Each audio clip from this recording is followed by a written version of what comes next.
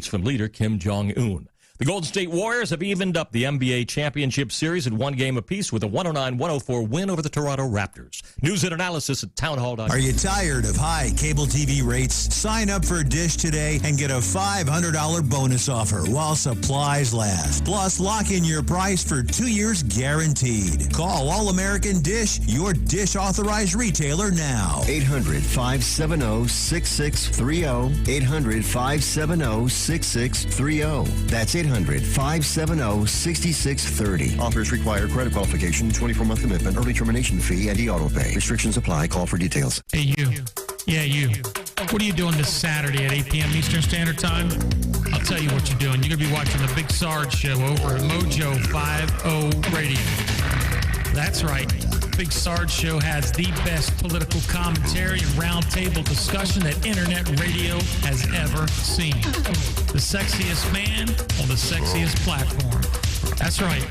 That's Big Sarge on MoJo 50 this Saturday, 8 p.m. Eastern Standard Time. If you are trying to quit drinking or doing too many drugs, listen to me. You don't know me and we'll never meet. I had a problem like you once. I drank and used to party a little too much till it got out of control and almost ruined my life. I realized I needed help to fix my problem before it totally destroyed me. If you've tried to fix your drinking and drug problem and you know you can't do it alone, you need to call the National Treatment Advisors. They'll immerse you into a 30-day program to replace your old habits with new habits and totally change your life. And if you have PPO private health insurance, the entire program may be covered. Fix your problem right now before it gets any worse. Get clean. Call now and learn more. 800-296-1252. 800-296-1252. 800-296-1252. 800-296-1252. MoJo 50. The question isn't who's going to let us. The question is who's going to stop us. Adjust your mojo now. Thank you.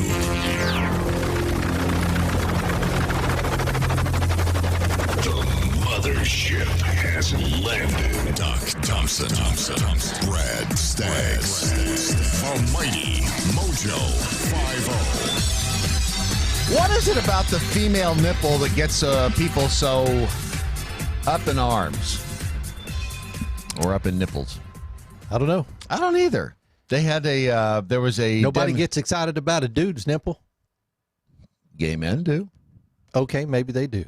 But Spencer Tunick is an artist who features usually like hundreds of people in a single photograph, to the point where it looks like digital enhancement, but it really is just a bunch of naked people. Yeah.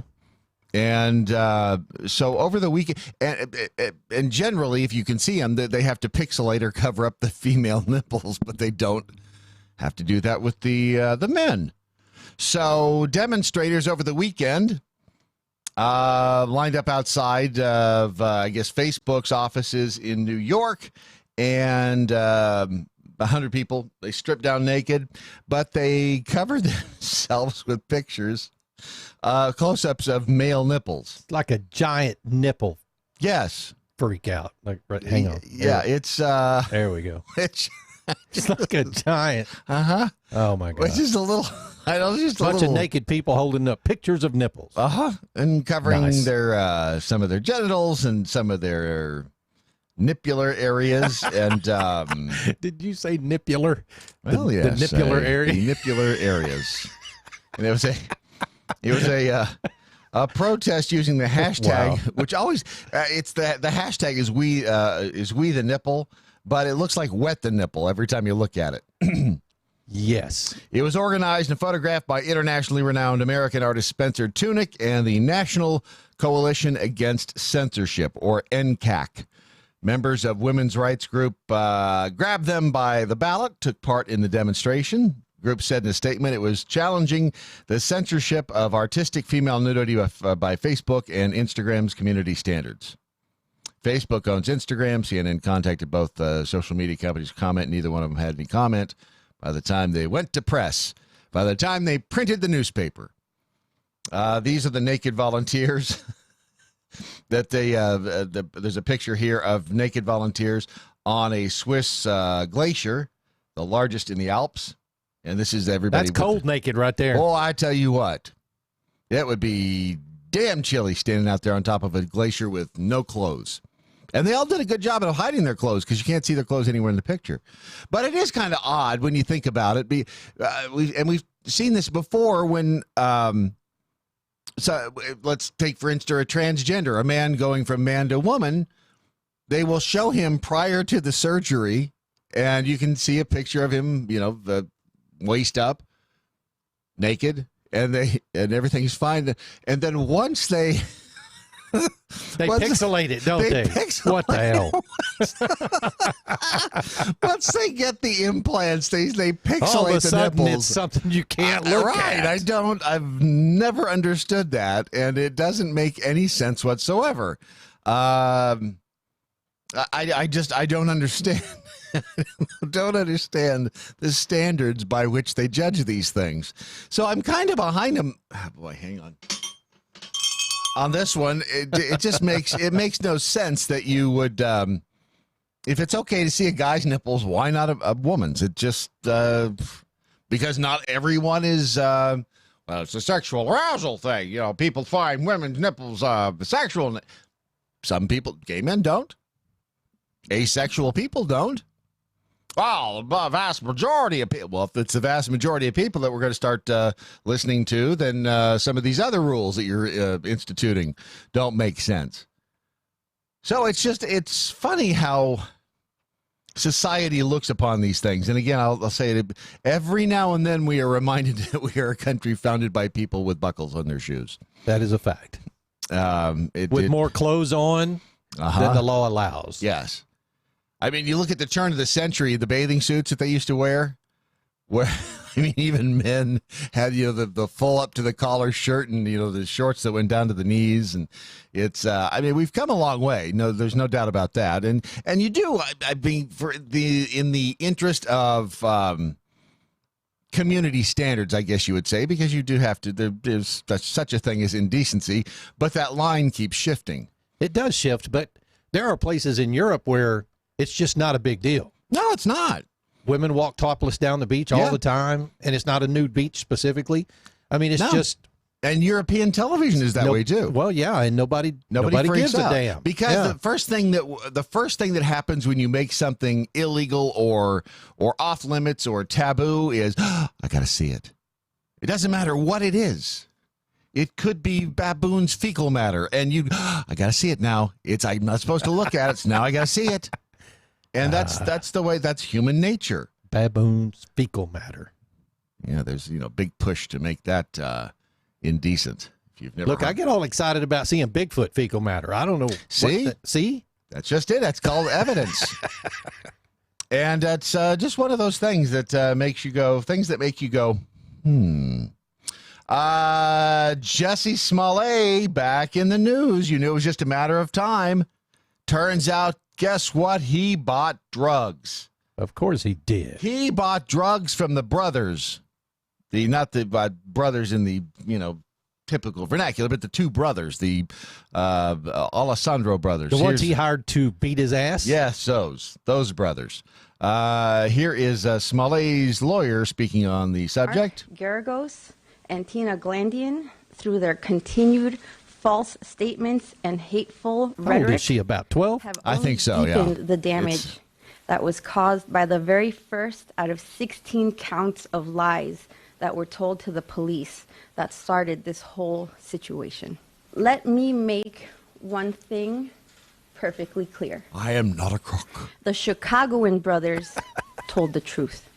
But as far as their participation in this publicity stunt, they've realized that it was wrong. They've apologized for it, and they've expressed more than once that they are tremendously regretful for the role that they played in it. But make no mistake, they had no role in calling the police, and they had no role in defrauding the police department. And there you have it. And the thing is, there was a judge that this kind of came out relatively quietly last week. A judge, Cook County State Attorney's office, they released the case file. It was unsealed last week. Documents show that Smalley initially communicated with Abimbola, we'll just call him Abel, and Olabinho. Olabinjo. Olabinho. Ola. How do you say What's his name for short? Ola. I guess Ola. Wow. Olabinho. Abel and Ola. Abel and Ola. There's a story about them in the Bible, I think. He bought marijuana, cocaine, and ecstasy. The cocaine and the ecstasy before enlisting them to stage his alleged attack on January 29th. It was found during the review of these text records that on various occasions, Smalley would request that the brothers procure items for him, which Smalley described as weed, Molly, or Whitney. Whitney? What is Whitney Molly? No, they probably came up with a name for something after Whitney Houston died. What was it she died from? Wasn't that cocaine? Maybe that's what Whitney is. No, because she just fell asleep. You don't fall asleep in your bathtub on cocaine, do you? Do you? I have no idea, Brad. Last time I fell asleep in the tub, I was probably 3. But it wasn't due to cocaine. You mean last time you did coke and took a bath, you didn't fall into the water? Whitney, it's the slang for cannabis and controlled. So Whitney is apparently just marijuana slang for cannabis and controlled substances. Really? I had got to get up on my drug slang because I am not hip anymore. In particular, weed is slang for cannabis. Well, no shit, Sherlock. Yeah, look at that last sentence. And Whitney is slang for cocaine. That is, I'm telling you, that's where that came from. How'd you know that? I don't know that, but you just said it. No, I know, but it's obvious, right? Wow, so much Whitney. Now we know. Got to carry on the legacy. Another piece of the puzzle falls into place with Ron, guy behind the glass. The report also noted that Smalley used the electronic payment methods PayPal and Venmo. Oh, there you go. Does anybody pay cash anymore for anything? You got any pot? Here, Venmo Here, me. I'll just Venmo you. It's wow. What the hell? Oh, got it. I got it. Ding. I got it. And I'll say it's for workout enhancement. Very strange. Expletive, you got a Molly Connect. Smalley texted one of the brothers on September 27th. This is back in 2018. I'm going to need a good for pills. Ha ha. I don't even know what the hell that means. Ha ha ha ha. I'm going to need a good for pills. Ha ha. Ha ha. You wouldn't make a good druggie. I would not. I'm going to need a good faux pills, ha-ha. I'm going to need a good faux pills, ha-ha. What's your PayPal address? Right. Is he saying I need a good 4 pills or somebody? I'm going to need 4 pills. Is that what he's saying? I'm going to need a good faux pills. I don't know. I don't either. After completing multiple drug transactions with the brothers, Smalley texted one of them back in January, might need your help on the low. You around to meet up and talk face to face? On the low. On the DL. What happened at DL? I thought it was still DL. Now it's on the low? Can't somebody just go, you got any pills? Right. What? Holy hell. Following that exchange, the case file alleges that Smalley gave the brothers a check for $3,500 labeled as a payment for a 5-week nutrition and work program. Cocaine will certainly give you, that is certainly a workout program. Do some more jumping jacks. I want to do some more jumping jacks. You want to do push? Let's run around the gym. Hey, I'll do 5 laps. Let's do 5 laps. I need to take a nap. That's when you do the Whitney. Brothers pretend to beat him up, calling homophobic and racial slurs. After the brothers told detectives about the alleged conspiracy, Smalley was indicted on those 16 counts. And then, of course, they dropped all the charges because Kim Fox was, what's the slang? She was... not doing her damn job. That's right. There's that. There's the slang. Too. Right. She was keeping it on the low. The DL. I don't... She was faux not doing her damn job. That's...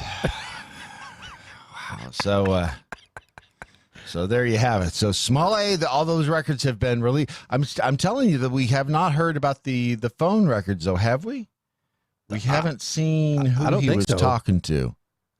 Because I swear, it's going to come out. He was talking to somebody in the know, on the low, about the hoe, bro. Jeez. Speaking of entertainment news, this whole thing with the Georgia abortion bill, it is now it's threatening to change the way that they are shooting The Walking Dead. Oh, please. It's threatening to change the way everybody shoots in Georgia now. But they're okay shooting overseas where all kinds of stuff Absolutely. is. Somebody came out recently and said something about, who was it? Taylor Swift?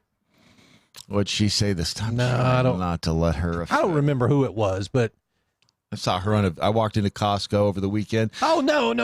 It was Sansa Stark. What's the girl that plays her? Oh, Sophie Turner? Sophie Turner said something about not shooting some movie or something she's doing coming up in this. I think it was in Georgia, yet she filmed over in. Right, yeah, all of those foreign locations where they're, beheading women and doing all kinds of crazy things. Got a complete ban on abortion over there. So, yeah, it's I don't know. They make no sense. Number of networks are threatening to move their production out of the state of Georgia if that abortion bill goes into effect. I don't know that we're going to. Here's the thing, though. Money, when it boils right down to it, the production companies are going to look at money. That's exactly what they're looking at. And the governor over there needs to call the bluff. Yeah. Go get the hell out.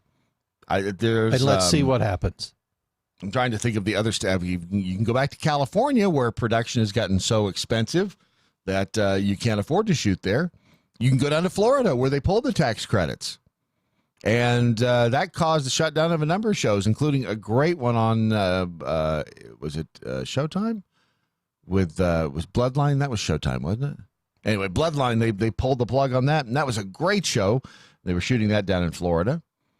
Or you could go up to Vancouver, go to Canada, shoot stuff up there. They say that CBS, NBC, Viacom, Sony, AMC all threatening to take their production out of state. And again, it's the tax credits. Louisiana has benefited from the tax credits. Tennessee never did because there's no state income tax in Tennessee. And the same with Texas is that you can't have there's no money to give the tax credits because there's no state income tax. So I think you're right. I think they're just yammering the production companies and the actors and actresses. I just don't see that they'll. I don't see that they're going to pull that out. We've depended on it now for 18 years. Yep. 18 years. I don't know how we're going to get 10 years ago when I got the first one. I don't know how we're going to do. I don't know how we're going to survive without it. If they yank this, if it goes away after 18 years, we've all gotten so used to it, and Apple's going to shut down iTunes. Actually, I just don't know what we're going to do. They're shutting down the term iTunes. Well, if you notice that on the latest iOS update, there's now on your front page Apple TV. Correct. Apple TV. So on iOS, they've made the move to 3 separate apps. Yes. So it's Apple Music, Yep. Apple Podcasts, and Apple TV. Yep. And they hadn't done that on the Mac OS yet. That's why they're doing this. Because iTunes has all of that on the Mac OS. But it's so damn complicated to figure it out. It's a pain in the ass. Especially About on your 5 years ago, they changed laptop. it. Yep, they changed it, and now you can't find a damn thing you're looking for. You've got to either search the library or the store, and then do I own it? Do I not own it? Is it downloaded? And then if you download the stuff, it ends up eating up all kinds of space in your hard drive, and you really don't own it anyway. It's just a license that you have to watch it, and you end up maybe watching it once or twice, and then all it does is eat up space. So then you end up deleting a bunch of it, and but it's the now if you're a 13-year-old kid, there's a difference. Then you're listening to music all the damn time, right? So I mean, like for instance, My wife and I own app. I can't remember what it's called, but it's where you pay $24 a year, and you have Like Spotify? no, it's not $24. It's Raps? $8 a month, $8 or $9 a month. Woo! And you have access to the entire Apple Music library. But you only rent it. But you only rent it. That's correct. You don't own it. Huh. What do they say? If it flies or floats, just rent it. Just Don't rent buy it. Yep. Alexa, play 70s music. Did I get her? I got her. But that's the beauty of it now. You just say... Damn it, Brad. You're welcome. I think she was about to play some. Alexa, play Earth, Wind, and Fire. Oh, no, I got it turned down in here now. Damn it. You catch me, though. That's somewhere. That's Earth, Wind, and Fire is playing right now. And that music is changing. I mean, I went through all my CDs. I think I got rid of all of them. I think I saved a handful. I'm not really sure why I saved those other than just to feel like I've saved them. We lost most all of our CDs in the fire, so it was a big melted mess. Have you missed them? No, because we have Apple Music. Yes. The way you listen to music and watch movies and watch TV has changed. The world has moved on. You don't need the CDs anymore. You can't read the damn liner notes on them anyway. They're so tiny. Even with glasses, you can't see what they wrote. And does anybody even write liner notes anymore? It used to be on an album. That's true. You know, they dedicate it, and you have to open up the compact disc. Yeah, plastic case. Pull out the sleeve. My God, opening flip that thing open. Just opening the plastic wrap on a CD case. Oh, that was Big enough to pain in make the you ass. want to kill people. And if you did it with like a razor blade, then you cut the plastic on the case itself, and half the time the stupid little tab on that held the front of the case to the back of the case, that little thing would snap off, so the thing never stuck again. And then if you taking the CD in and out, one of those little things on the round little thing you do is the hubs, those would snap, so the thing would never stay on there. Then it would never stay in there. CDs, what a stupid idea those were. Oh, they're going to be indestructible. You can drive over these with your car and you won't be able to ruin them. Unless, of course, you touch it with your finger and then it'll skip forever. That's not the traditional, it's the digital skip. The bada bada bada bada bada bada bada bada bada. And just, we were sold. That was like the CFL of music. Not the CFL. Yeah, the CFL, compact fluorescent light bulb. The CD was the CFL of music. We should have just skipped over the CD, gone straight to the MP3.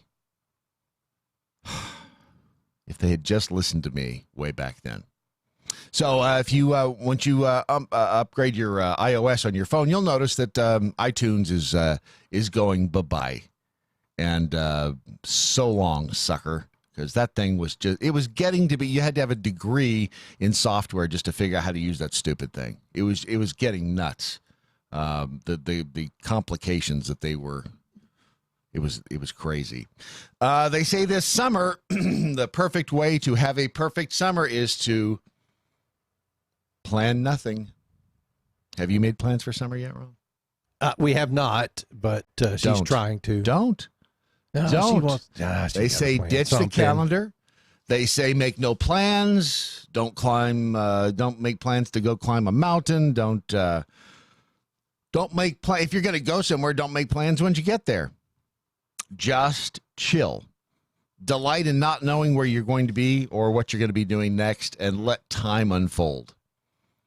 I think we may actually be at the end of the era of over-planning ourselves and our kids, too. Remember that when things got so complicated in a kid's calendar, it was like you had to, half of your schedule was just dedicated to trying to get the kids to everything on their schedule. They're Correct. saying the more you're afraid of being bored, the more likely it is it's precisely the kind of break you need, just to get you to get your brain relaxed, to get used to not having things so planned out. That in this day and age of everything all the time, as the Eagles once said, everything all the time. Life in the fast lane. Life in the fast lane. Is we just need to chill out And that actually, if you do that, that can lead to new heights of creativity and relaxation. Okay. So just don't plan a damn thing for the summertime. Just sit back, relax, to have a staycation if you need to, or just don't plan it. Just if you just sit around it, or if you don't want to sit around the house, because I have this problem. If I'm at home, I tend to think I should be up doing something. There's 14 things I really need to be doing, just to either cleaning out the gutters, whatever it is. If you don't want to do that, just go around a hotel room. Drive an hour away. Stop, get a hotel room. Sit in that room and watch TV, watch Netflix, do something. Where our brains are so accustomed to consuming all sorts of content, we rarely turn the external stimuli off.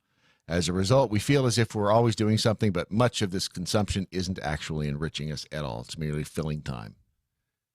And remember, it's all busy work until we die. That's my optimistic look on the future. It's just busy work until we die. The one thing, if you're going to sit around the house and do nothing, make sure that you have your grilling supplies ordered from MoJoWildRice.com. Get there, go to the scroll down just a smidge, look over. You will find the summer grilling pack and the grilling sampler pack for 2019, which has all of the goodies that you can throw on the Barbie, whether you, not the Barbie girl, but the Barbie in your backyard. If it's the chicken, if it's the meat, no matter what kind you're cooking on the Barbie, you can use some of the raspberry wine jelly as maybe a base for a marinade or a dipping sauce. If you want to dip Barbie in there, that's fine too. You can use the jalapeno pepper jam. You can brush that on the meat on the grill and add it to your barbecue sauce. I'm telling you, there's all kinds of things you could be doing. If you go to MoJoWildRice.com, get the grilling sampler pack, and use the promo code GRILL10, you'll get 10% off. It's that simple. MoJoWildRice.com. Speaking of simple, Daily Mojo continues next. Happily promoting the 4 F's: freedom, faith, free markets, and fun. Mojo 50. I'm Mike Opelka from PureOpelka.com. Here's your 2-minute drill.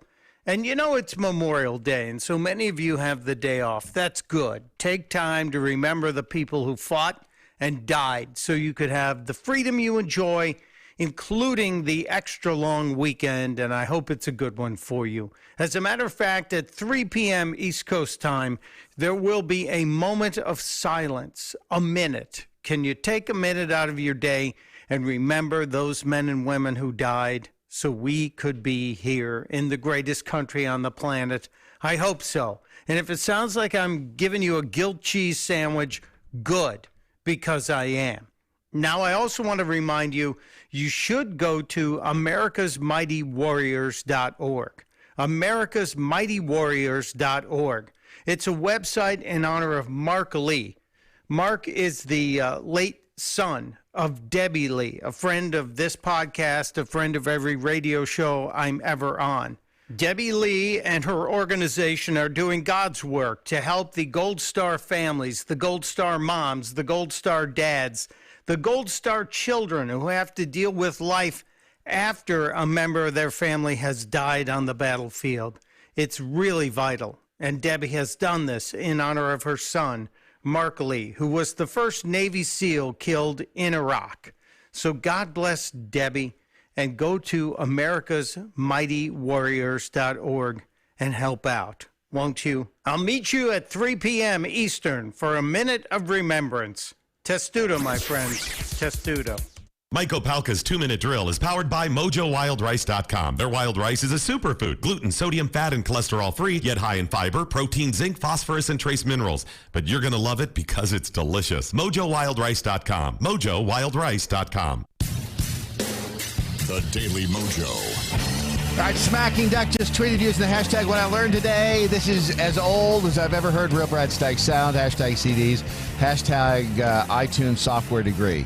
How does that make me old if I say it's too complicated to figure out iTunes? If I'm old, then everyone else is, including those at Apple. Okay, the problem is that iTunes used to work a specific way. Right. Then they changed it. Yes. And then the Gen Zers started listening to it. So, of course, that's the only way they know how to use it. But you and I are like, what the hell happened to iTunes? Well, I'm not even saying that. I'm just saying it's the software is old. It is old. iTunes has been around for a long time. Why are we watching TV in something called iTunes? Good point. Well, why are we listening to a podcast in something called iTunes? That's why they're changing it, Brad. Exactly. So it's Smacking Duck, who's actually sounding a little old. Jill Hollis in Seattle. Boom, got him. Hey, Brad Staggs, when you tell the Amazon Echo devices to do things, though humorous, could detune others from actively listening to a MoJo 50 radio live stream from their Amazon Echoes currently in use. Screw them. How's that? Larky F and Farkin. Wow. That's it's a new attitude. They don't like it. F off. They can kiss my ass. That's what I got to say about that. Wow, Brad. Larky F and Farkin, that's one of the nice things about being divorced during the week. The kid schedule is my ex's problem unless she actually asks me if I can help. Well, there is that. Yep. Then one day you get old enough to where the kids don't have to worry about hauling them around anymore, and then you just sit in a rocking chair and wait to die. Weekday custody of the kids. Yeah. Yeah, well, if you're a guy, forget about that. Brad, did you see what I posted yesterday? I went back and pulled my old 1988 air check off of a cassette. You mean snap. You mean this? Magic 96.902, along with the Iceman and the Classic Rock and Roll Show, laying out one great classic tune after another. Okay, first of all, that is not you. There is no way that's you. what Matt said. I said, dude, I had radio puking down to a science at that point. I was 22. There's not even a hint of you in this half hour. ZZ Top, a little touch, surfing from the Beach Boys, and this is Lucille off compact disc, laser digital stereo sound, Little Richard on Magic 96. I don't. Magic 96, the Classic Rock and Roll Show. You've got the Iceman, Ron Phillips. If you've got a tune you'd like to hear, 772-9696. Here's ZZ Top. I don't even hear a little of you in that. Yeah, and that's oh my God! I laughed so hard yesterday. That was funny. To be congratulated. You're like Amelia Clark as Daenerys. As Daenerys. Because when I see her, there's really no Amelia Clark in Daenerys. No, that's the thing. Yeah. Would you lurk there to be? Because I don't see. I mean, we were watching one of the older episodes yesterday and could not see. I mean, looking at her, knowing that's Amelia Clark, it's like I just. Unless I guess you look at the eyebrows, but otherwise she's a great actress. Yeah. Disappears into the part. Yep. And I don't hear even a smidge of you in this. Did you hear that? Magic 96, we want to know what your 5 all-time favorite songs are. All you have to do is jot them down on a postcard. Send it to Magic 96 Box. We didn't have email there. Grand Forks, North Dakota. Did you say jot them down? Jot them down on a postcard. And we're playing stuff off of compact disc, laser digital stereo. Yeah. Well, here's the difference. That was at the beginning of CDs. In a radio studio, you never actually touched the CDs. In that radio studio we did. Oh, did you? We had to open them bitches and put them in the player. Now, we had the Denon, you put them in a special jewel case. Yeah. And so you never touched the CD again. You just slipped that in you the slipped case. the whole jewel case into the machine, and it, kind of like a... well, this was that transition from, you remember, VHS. Everything used to be on carts, right? Yep. The little 8-track tape-looking things. Yep. But at the time I was on the air, we had 2 turntables, yes, and a microphone. And then we had 2 compact disc players and a cart player that only played our commercials. And we took phone calls, dude. There's one cut in here where I take a phone call. We had to take our phone calls during the music on a reel-to-reel player. Right. An Ampex 440. Yep. Most likely. And then replay it. Yeah. Well, that way it gave you time to sit there and you slice and dice if you had to slice and dice it, that's right. What the hell? Those were the days, freak right? people out, too, when you had the razor blade. Did you hold it in your mouth? Oh, no, I didn't hold it in my... We had one of those... where we run the tape across there and then press the button on the little unit. Amateurs. Oh, we used single-edge razor blades, and you put them in your mouth, and people go, you got a razor blade in your mouth. Shut up, I'm a professional. That doesn't sound a bit like you. Not even... that's what Misty said. Not even a little bit. What year was that? 88. May 15th of 88. Yeah. 2018. 31 years ago. 31. Holy shnikes. You're older than I thought. Oh, I'm old. You are. You've one foot in the grave. You know why they called me the Iceman? That was right. I mean, You what, were a year? chilly. Well, no, chilly. it was about a year after Top Gun came out. And although I wasn't in the Navy, I was in the Air Force, and I was stationed at the Air Force Base there, and I worked part-time on the air. And wow, I became the Iceman because I was a Texan in North Dakota. Well, which, by the way, is the name of Ron's autobiography, which will be available later on Amazon Books. I had fun pulling that out. That was great. Did you ever actually leave the phone pot up when you were talking to some hot babe all the time? And people would call, hey, your phone call's on the air. Oh, really? Hell, I talk to people on the air here now. What are you wearing? I get text messages from everybody going, you're on the air. Hot mic, hot mic. Except now you don't have to worry. It's not like you're ever going to be talking about anything dirty. Now it's like, I don't know. Yeah. Back in the day, woo, what are you wearing? Really? You like, what song you want to hear? What's it worth to you? That picture that's posted with that image, that I took a picture of the back of the jacket that I still own. Of course, I tried it on. It didn't even fit my left arm, but no. I took a picture of the jacket. You should put that on eBay. The jacket? Yes. Oh, yeah, I could There's do that. Somebody out there who... Because it's like a freaking medium or something. Mm-hmm. Somebody out there that'll fit. Not you. That's true. And that's... So I was looking at at vaping. I thought I'd just put this out there because I'm surprised no one has done any vaping fluid that's like an upper. It's like a stimulant. No, I mean, think about it. No one's out there. I mean, I'm sure that there's... I mean, if they did THC sativa, wouldn't that not help? Yeah, but I'm talking about no, sativa is. Oh, you're right. No, that's indica the upper. is indica in the couch. I keep forgetting that. You're right. That's but still, that's sativa is more one of those things where it's a stimulant, but it's I hate still that kind I knew that. By the way, no, you don't. No, I hate that I knew that. I have kids. Okay. Whatever you say. Let me go with that, Brad. Let me go with that. Okie dokie. But I'm surprised nobody's put out a stimulant vape yet. I'll just leave that right there and see what people do with it. People be sucking on their vape and bouncing off the walls. Well, in this world of everybody, or getting through a 3-hour radio program. Remember, the number one drink segment in out there in sales is energy drinks. It is. Everybody goes in there and buys all that stuff. Red Bulls, yep, absolutely. And most of it doesn't do anything. It's just it's placebo. It's got a wangy taste, dude. If you say so. I don't know what a wang tastes like.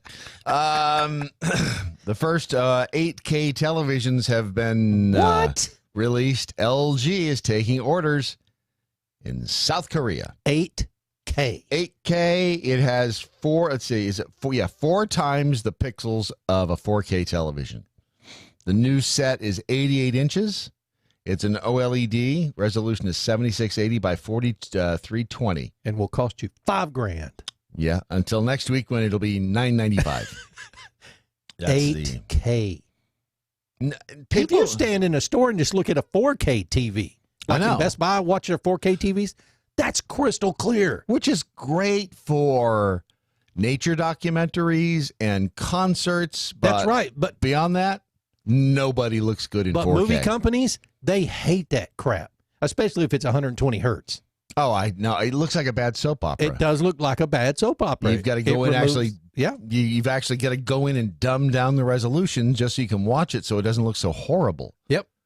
And so now 8K TVs will be available. The thing is, I don't think there's a whole lot of 8K content out there. So you can have the 8K TV.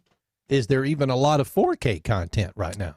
You'll see it on Netflix and Amazon that you're watching a 4K ultra high def program, but I mean most of it is. But you have to have a TV that'll play it, right? But Bosch, the opening to Bosch, looks really cool. I mean it's crystal clear. It looks great, but beyond that, beyond graphics, you can start to see the actors' makeup and It just doesn't look good. They say barely any 8K content exists in the world right now. Of course, that's not likely to change anytime soon. They're addressing this by leaning on the second generation Alpha 9 8K processor that uses deep learning algorithms to help upscale images to a higher resolution. And again, I say, how much bigger do you want it?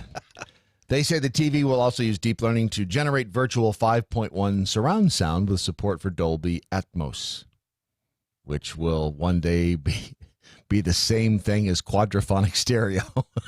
Quadraphonic. Remember quadraphonic stereo? I do. It's it didn't really do much.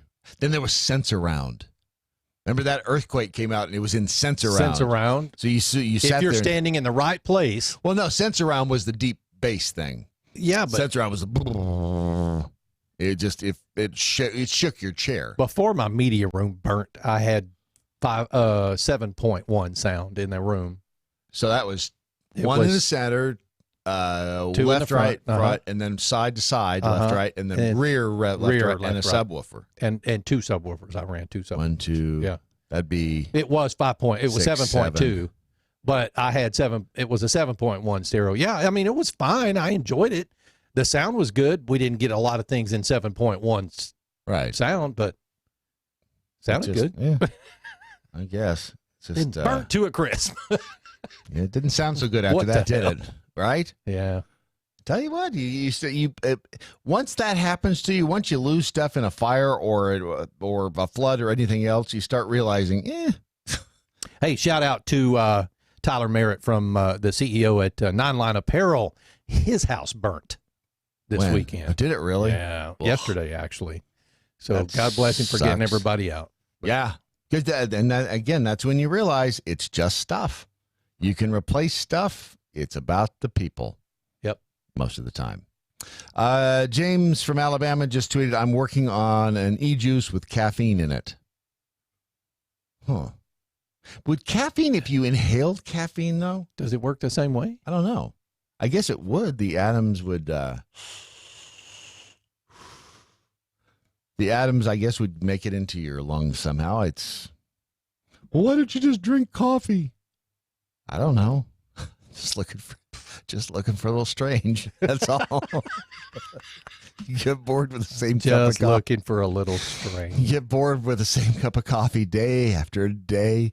Remember, it's the lasagna while you're thinking about eating spaghetti. That's the whole thing. Just don't tell the lasagna you're thinking about spaghetti. MoJo Jedi, hashtag what I learned today. I'm on the beach sharing MoJo 50 radio, wearing my Doc Thompson Show t-shirt, communing with Dawn on Florida. There you go. I'll pitch that ding ding, maybe do it. Smacking Duck says, I can't even listen to you guys. All I can pay attention to is that ding ding ding. Maybe do an hour of just that. Were we being overly innuendoed? Oh, no, he must have pulled that tweet because I can't even like it. See? That's the thing. The internet is forever. Don't delete the tweet. It doesn't make any sense. That's right. When you try to like it and it says you can't like it. Right. That means it's been deleted. Wow. Only old people delete stuff. DMXDM, hashtag Ron's autobiography, from Iceman to sexual chocolate to poopin' Ron. And there you have it. See, that's your career in a nutshell. One day I'm going to write a book that nobody's going to read. Mm-hmm. But at least I can say I wrote a book. I've already done that. By the way, we do have to figure out how to sell that. Oh, and we'll put it on the website. We do need to do that. The video is up on the website too of the cleaning Doc's car out. Yep, put a link right on the front page, folks. Which still go in and burrow in there because I'm still only up to 60-something followers, and I don't know how Ron, you must have bribed people. I didn't bribe people. I was really the only one in there for a long time. Somebody I like all 653 people. Why? Because I like them. Why? No, you don't even know them. There's 5 that you know. You don't know anybody. I know. Amanda sent hug and kiss. Okay. Whatever you say. Amanda sent me $1. She liked the video. Here's $1. She sent me. She Venmo'd me $1. I bought a hooker. Cheap hooker. Godzilla was number one over the weekend. Not really. I mean, it was number one, but only number one with $49 million, which sadly, that's not a whole lot of money now. The budget on the movie was $170 million. And the fact that there is another Godzilla out there is bizarre. Isn't this like the fourth one? Oh, fourth. I think it's like the 40th. They keep making if you count all the older ones, sure, yeah. Aladdin.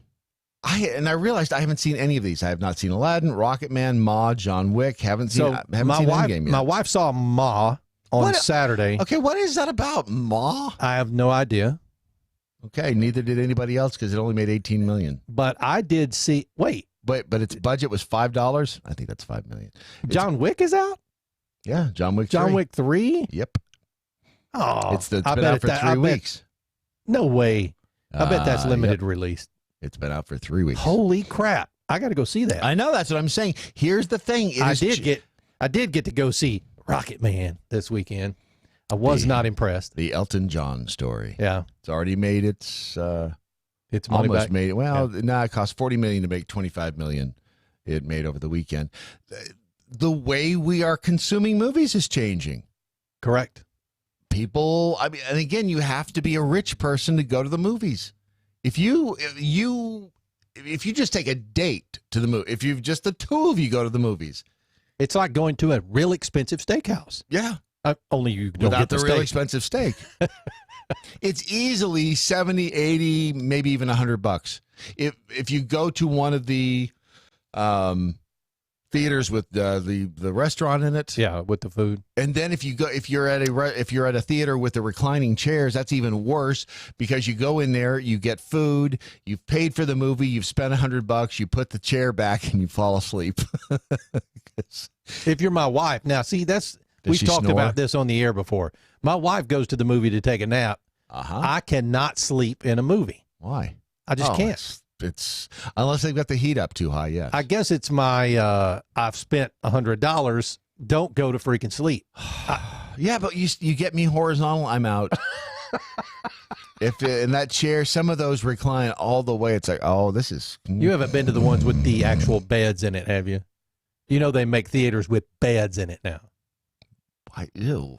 No, they do. It's a 2-person bed, right? Because you know what people have done in there. Then. I don't want to know what people have done in there. But you know they have. Why would you do? Ooh. A bunch of extra soundtracks in the theater. Why would you? No. No. Why would you want to do that? Put that away. Oh. Pass me the popcorn. Oh. And then that just made me think of the popcorn bucket trick. You know what I mean? I didn't even have to explain that one. Which, of course, reminds me of the shelf at the back of the studio here in the MoJo 50 Freedom Dojo. The suspicious package of the week on Friday was, of course, the eggplant. Giant eggplant. In the round rubber donut. That's a grommet. I know. It's a black grommet. It's a black grommet with a giant eggplant sitting in it. That and Tech Roo's mask over on the wall. Yeah, Tech Roo's mask on the wall. Let's see what else did. Oh, I've got to make mention of this clock that we got. You have to make mention of it. Thank you, Grandpa. Please make mention of it. I'm making mention of it. Yes, it is a clock we got from Larky Fargan. It was the sigil for what? Which Game of Thrones, or was it just the Game of Thrones logo? I don't know. But it is a 33 record album that has been laser cut into the style of a clock. But Larky asked me this weekend, did we get that clock? He said, well, did you get my package? And I said, I don't know if I got your package.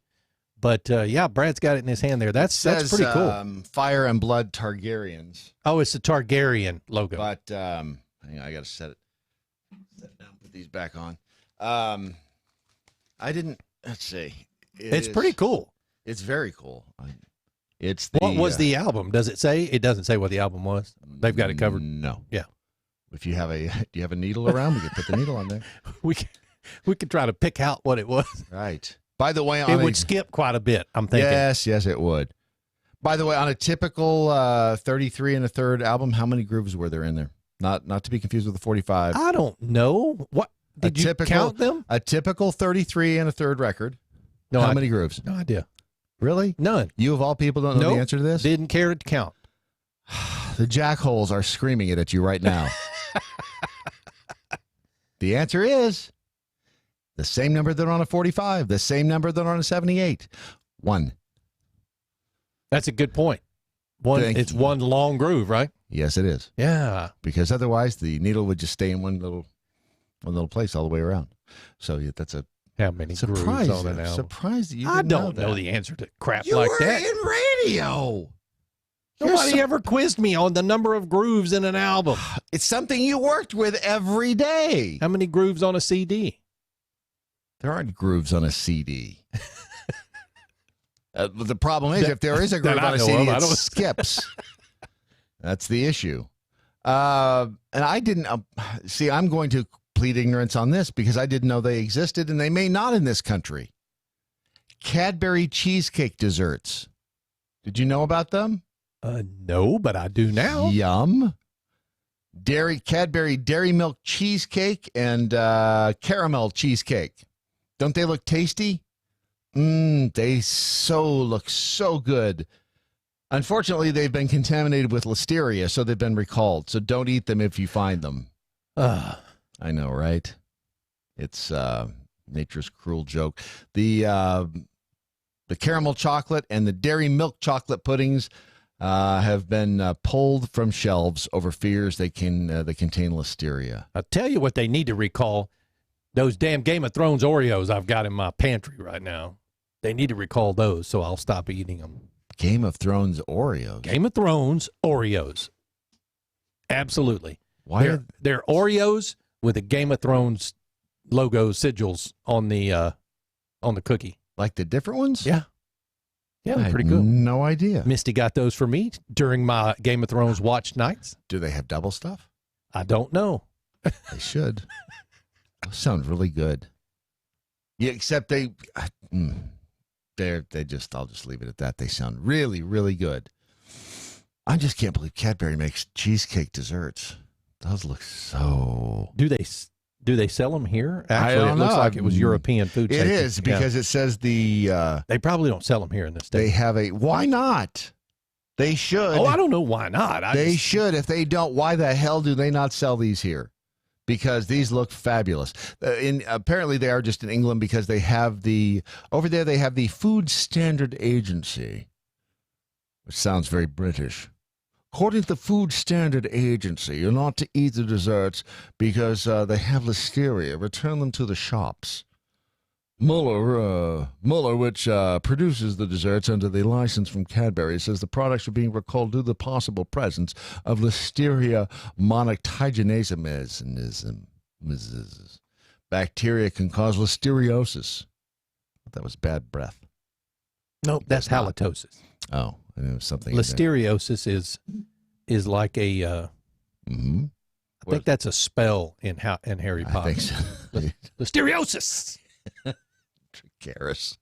You can get a high temperature. You can get muscle aches. You can get chills. You can get nausea and diarrhea. Which that was the dumbest ass thing I've ever done. No, it wasn't. No, it wasn't. There's a whole long list ahead of that. Don't worry. And again, I say this. Where did you go? Oh, there you are, right here.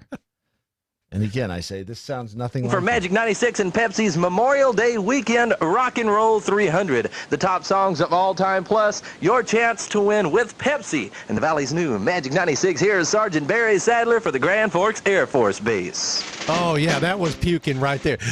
At the Grand Forks Air Force Base. It's funny. What in the hell was I doing? You were doing radio in the 80s. Good Lord. You you worked at Magic 96. I actually was it Magic 94.3? No, K 94.3 when I was there, and then after I left, it was they turned it to Magic 94.3 out in. It's LA. Fox 96.1 now. I don't know when it sold out, but if you go to the Wikipedia page, I'm on there somewhere. Does Clear Channel own it? Honestly, I don't know who owns it. They own everything else. Surprised they don't own that. That was you in '88, huh? That was me. 1988. When I thought I ruled the world because I was 22 and was on the air. Right. Yep. 22 and bulletproof and on the radio. And it was amazing what people would do for a T-shirt. You're not even joking there. You're not even joking. Mike just walked in. And let me tell you, you've missed the golden age of radio because there was a time when women would, it was like you were handing women a bar of gold. Yeah. With just a stupid T-shirt with the radio station logo on it that was about the cheapest thing. I mean, you'd end up being able to see right through this. Oh, that's right. Come to think of it. You could see right through that cotton. I recall the things they would do for those T-shirts. My most favorite thing there was we were giving away a Jeep. One of those, it was the Jeep where you could pull the doors off and everything like that. And we had logos on the side of it. Yep. And we would all take turns driving that Jeep around. Holy crap at the number of people you could gather just parking in a parking lot. And then to say, I got some T-shirts. What are y'all willing to do for the T-shirts? Because those records are sealed right now. Oh, I have stories. We had a Dodge Trans van that was our mobile broadcast unit for at KGIL, and we would, man,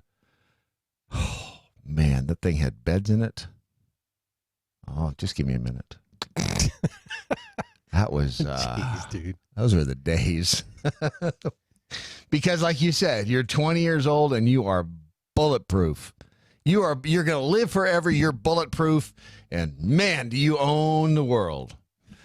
Then life kicks you in the balls a couple of times. And pretty soon, here we are. Here we are. If you, but you know, that's not all bad. I'm not going to say it's bad. It's because there's some good stuff. I mean, we still have smoothies to look forward to. Over the Doc Thompson Healthy Lifestyle Challenge Facebook page, they're talking about ghee clarified butter. I think it's ghee clarified butter that and smoothies. If you haven't taken part yet in the Doc Thompson Healthy Lifestyle Challenge and got over there and gotten in on the smoothie action, I mean, who needs T-shirts and women who will do anything for one of them when you have smoothies, when you have weight loss to consider? When you've got cholesterol levels to get down. Damn it. What happened? Just go to therichsolution.com. It's all busy work until we die. It is all. And before we die, you might as well get in good shape. I'm suddenly so depressed. This is your Daily Mojo.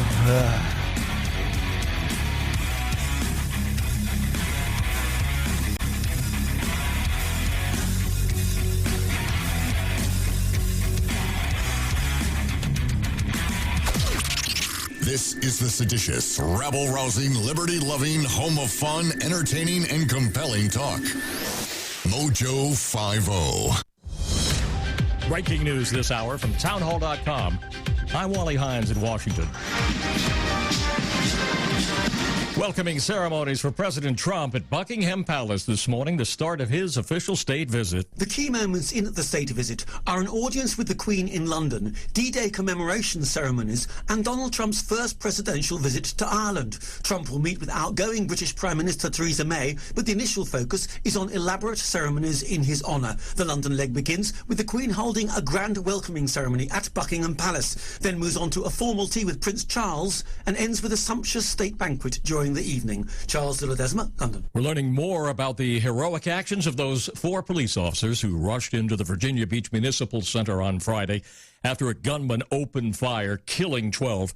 Police Chief James Severa says the officers were able to find and neutralize the gunman in less than 10 minutes. Despite the building's complicated layout. It's a honeycomb. That's the best way to explain it. It's a maze where the workers are. Where the citizens come in is very well controlled, But those offices, especially the further into the building you get, becomes extremely difficult to navigate. The gunman was reportedly facing disciplinary action over workplace behavior. Indian Air Force pilots have spotted 5 bodies in the Indian Himalayas while searching for 8 climbers who've been missing for a week. 2 Americans among the missing. Recovery operations have been suspended because of heavy snowfall and high winds. Germany is condemning violence in Sudan that has led to the deaths of more than a dozen protesters. Spokesman for the foreign ministry says that Germany is deeply worried about the latest developments in Khartoum after security forces cleared a protest camp outside the army headquarters in Sudan's capital. News and analysis at townhall.com. The following. Fast Track Student Loans can get your student loans out of default, stop any wage garnishments, stop collection calls, and stop seizure of your tax refund. Give yourself a break. Stop the stress and get your student loan payments down to as little as $25 a month based on what you can afford to pay. 800-709-4395. 800-709-4395. 800-709-4395. 800-709-4395. Having an extra supply of food on hand is just smart. Some people call it prepping. I call it smart. You never know what's going to happen in this world. Go to mypatriotsupply.com. You'll find out a lot of good reasons to have that food and some great prices. mypatriotsupply.com. Radio's so good it will knock you out of your seat.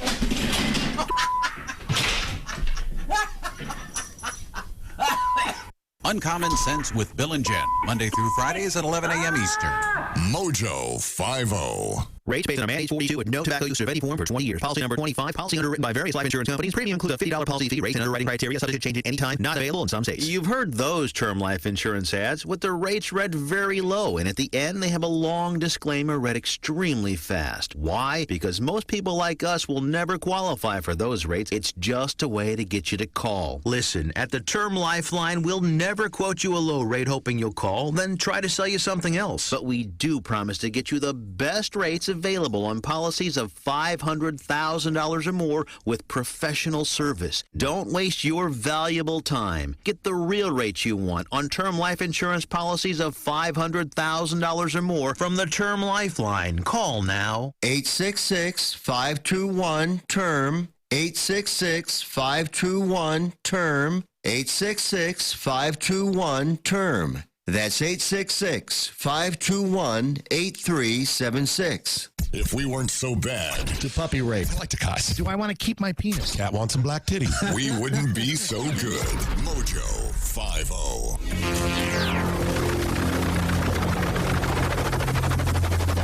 The mothership has landed. ELS Stealth Jackhole just tweeted Israel Brad Staggs actually challenging jackholes to a what would you do for a t-shirt shenanigans. Yes I am. Because why not? Because sadly that's the only thing to look forward to anymore. Stinky just tweeted our mobile broadcast van had beds in it. Yes it did. And Jill Hollis in Seattle, meanwhile, is telling us a 4K TV resolution is technically greater than the human eye can see with the 6 million cones to the retina for KY TV. We're talking about things that people do for a T-shirt. I don't know. T-shirt's not worth what it used to be, man. Yes, it is. We're just not in the right place. Unless, of course, the jackholes out there. Back in the day, like T-shirts were hard to come by, apparently. Yes, they were. They were. Yes, they were. They were a dime a dozen. So, I mean, now they are, I should say. Right. But it used to be that, we were all walking around in rags. And, yeah. For fancy family portraits, Grandma would put on her best Disneyland shirt. And how much would you pay to see this one in a T-shirt? It is so real, the amount of exploitation and harassment and labor violations that you will endure for the sake and the structure of tipped work. I remember... Wait, did she say tipped work? Sorry. Tipped work. Continue. Working in restaurants and... you would have someone say something extremely inappropriate to you, or you'd have... Like, pass me the damn sugar. Is that what she's talking about when she's saying inappropriate? Someone touch you.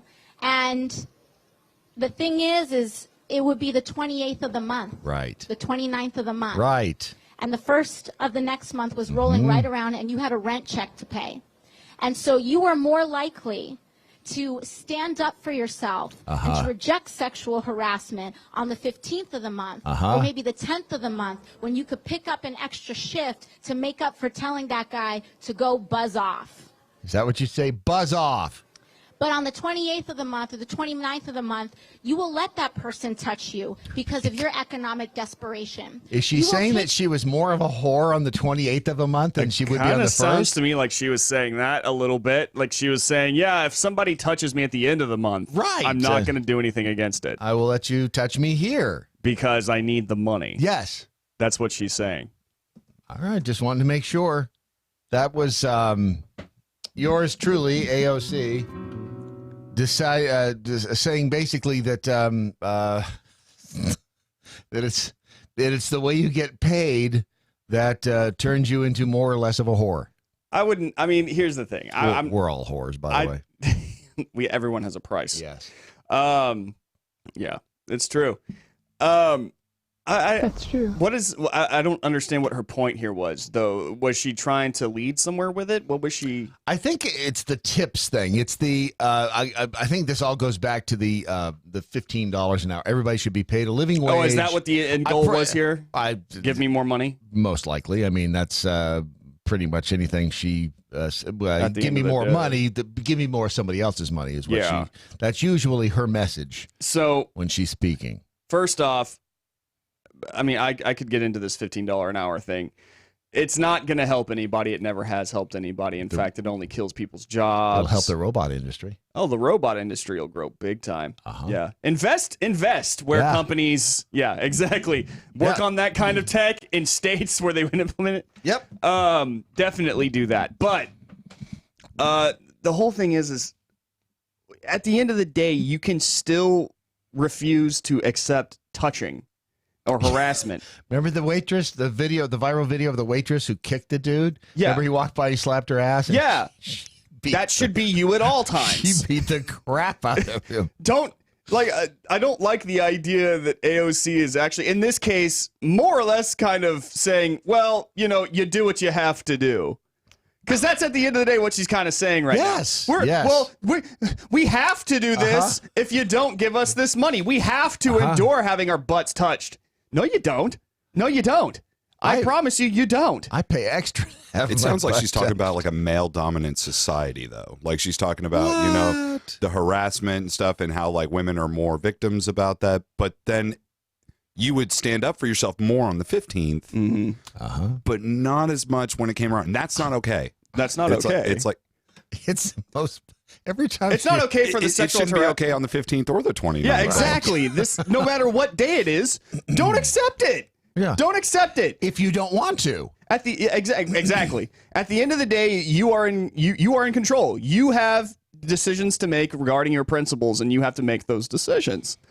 If you're okay with somebody touching your butt on the 15th and the 28th or whatever, then you know what? Yeah, fine. Then that's you. But I would say that's not good either.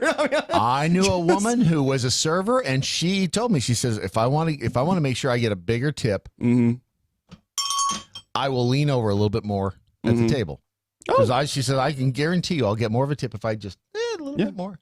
Work with what you got. Right, exactly. It's like, you got it, flaunt it. It is what it is, and that's how I can get a bigger tip. Okay, great. Yeah. She didn't care. Yeah, exactly. Women are after more financial security. And men, they do the same thing, only we do it with, we flex our financial health, if you will, or our physical health. That's how we do it. Financial girth. Now, there you go, buddy. I haven't independently verified this, but I was talking to a woman who was going to get into the airline industry. She was going to be a flight attendant. No longer a stewardess. Yeah. A flight attendant. And back in the 70s, she said, back then it was, and you guys don't remember this, but I remember some of the old airline commercials, like I think it was Continental, we really move our tail for you. We really move our tail for you to make. And literally, it was a shot of the stewardess's butt walking down that we move our tail for you. Really? Yeah, it was like. And here's the thing: back then, the way some women would find a husband, airline stewardess. Yeah. And you had businessmen traveling on the airlines, and hey, it was the Match.com of the 70s. Right. You make the hook up there, and that's where you'd find the husband, and that's where everything worked out that way. Yeah. It's not so much that way anymore because they're flight attendants, and I mean, I think there's 3 hot ones still, but that's just the way it was. That's the way of the world. Dudes. I'm not saying that they're not hot; they're just dudes. I don't think I've ever met a straight male flight attendant. Like they're clearly. I'm trying to think if I've. I don't think I have. And Maybe they're always so bitter too. Like they're just mean. They kind of are, aren't they? Why I is that? I don't know if I've ever met one or not, but yeah, it does seem to be a lot of gay men as flight attendants now. It's like the thing to do if you're a gay guy. Become a flight attendant. Which, free travel. I'm all about that. But see, then the pessimist side of me goes, but then you're increasing your odds of dying in an airline crash because you're on more flights. Dude, we were flying back from Colorado, and the turbulence was enough to even make me go, I know. I've been on flights like that. Bad. I've actually been on flights where and maybe Timmy the pilot, I would like to hear some from Timmy the pilot, his worst turbulence stories. But we were flying along, and we got into the clouds, and that's where the turbulence is. And for out of the blue, I mean, like, which, by the way, is the name of Brandon's new autobiography, Where the Turbulence Is. That's actually really good. Thank you. Huh? I was flying along, we were flying along, and just out of nowhere, the plane just felt like it dropped 5 feet. Just hit those pockets. Yep. And I mean, like, I thought the wings were gonna snap off. That's how. I mean, we hit like boom, like we hit the ground almost. It felt like. Yep. We were way up in the air, but I mean. That's why they tell you keep your seatbelt fastened if you're sitting down, because otherwise you're gonna hit your head. Yeah. I mean, people were screaming. I was like. I know it's scary. You do that little post-death prayer. It's like, God, forgive me for anything that I did, please. Right. If I'm coming to meet you. Yeah. By the way, I'm really sorry. I thought ill of that other guy and the other. And I'm sorry. I'm sorry I called the steward guy gay. I said Jesus Christ is my Lord and Savior. Spectacles, testicles, wallet, and watch. But yeah, no, AOC is she's not helping anybody here. I feel like she's pardoning people. Like, not pardoning people. She's actually encouraging women to do it by saying we have to. You know? And then also, what's that? You don't think so? No, I was saying that's not okay. No, that's not okay. No, again, not okay. Unless you want it. Unless you want them, and unless you realize, hey, if I let them slap me on the ass, I'm going to get more of a tip. Yeah. And you're cool with it. But the other thing is, like, she's not helping anybody, male or female, by fighting for $15 an hour. No. That's not basic economics tells us that this does not solve problems. And you don't need basic economics. This is not a theory. This is actually a proven fact. Anywhere that a $15 an hour minimum wage has been implemented, people have lost jobs, had their hours cut back. It's happened to Starbucks, where they had to close stores in various locations because it became too expensive. That's true. It happened recently to Whole Wallet, or Whole Foods, as some of you call it. You know where it won't happen to you? Chipotle. You will never get your butt slapped if you go to patriotmobile.com/mojo50. Unless you want to. Unless you want it. And look at how you're dressed. You know you want it. Come on. You wouldn't be wearing that if you didn't. I'm dressed like somebody who needs really great phone service, as well as a reasonable contract that does not send my money to places like Planned Parenthood. Right. You know what? No, screw it. I'm going to give them a slap on the butt, because that's just good stuff, man. And I'm not sure if they would appreciate it or not. Mm-hmm. I don't know. I mean, you'd have to ask them if they want the slap on the hiney. Yeah, I would recommend, always ask. Maybe before you having, slap. exactly. Get consent before it gets a butt slap. You know what I've noticed, though? They have the allegiance, the Constitution, the liberty, and the slap me on the hiney data plans. Which I just noticed, it slapped me on the hiney data plan here. That's a hiney slapper, all right. It starts That's like one of the tiers. It starts with long, awkward hug. Right. And then it drifts on down To the slap me on the hiney plan. to the slap and grab.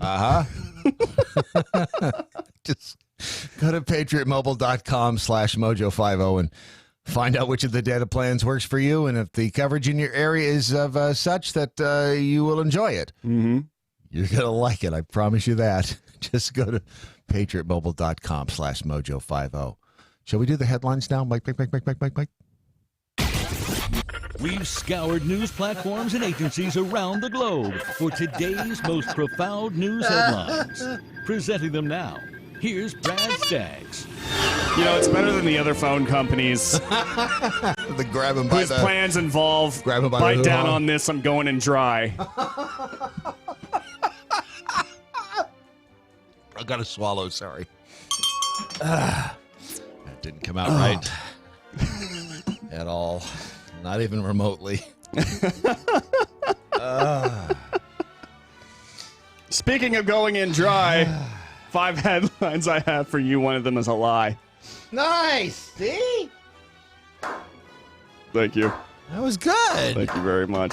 See, you have to figure out which one it is. Don't cheat. First headline. Whenever you're ready, gentlemen. I'll wait. There we go.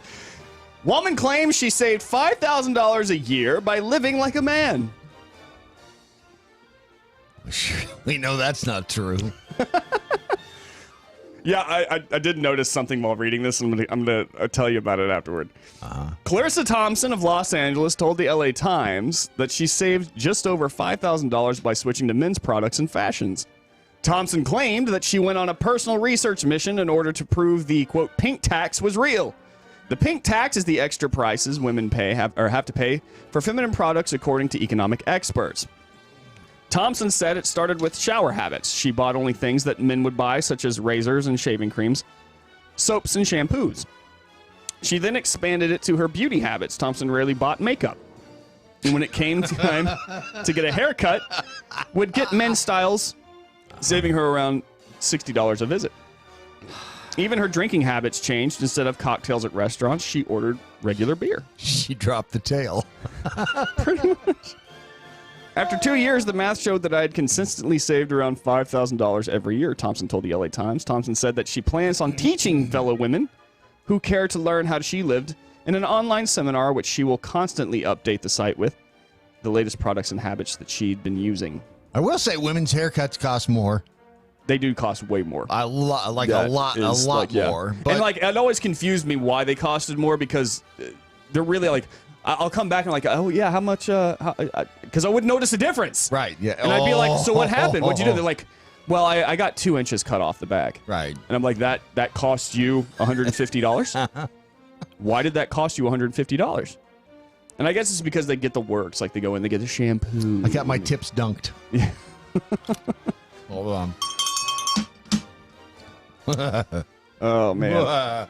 But I have noticed this. Yeah, you are correct. I think that she didn't count on, at least I don't think she did. Maybe she did, and I'm not aware of her sexual habits, but she wasn't out there paying for other women's drinks, trying to get them to come back. She doesn't have like a girlfriend or a wife or anything like that where she's paying a ton of money for no particular reason, just to make sure she stays happy. Yep, that is so true. Yeah. Yeah. She's not really living like a man. No. No. Nope. Eating instant noodles can make babies gay, claims Indonesian politician. Wow.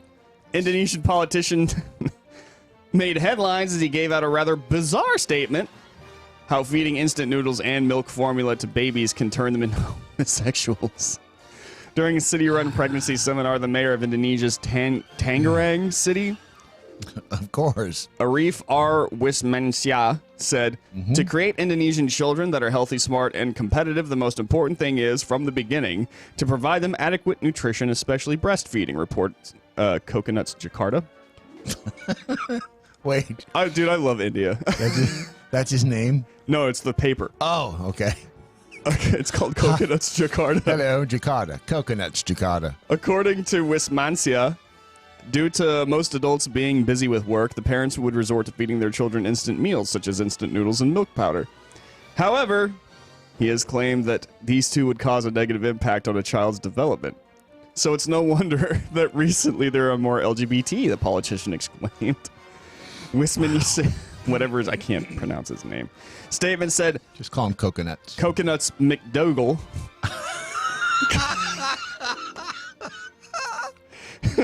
Maybe a shocker for most people, but his controversial statement is not the first anti-gay rhetoric in the Southeast Asia country. Indonesia's defense minister earlier in this week said the LGBT movement was more dangerous than nuclear warfare, said Coconuts McMango.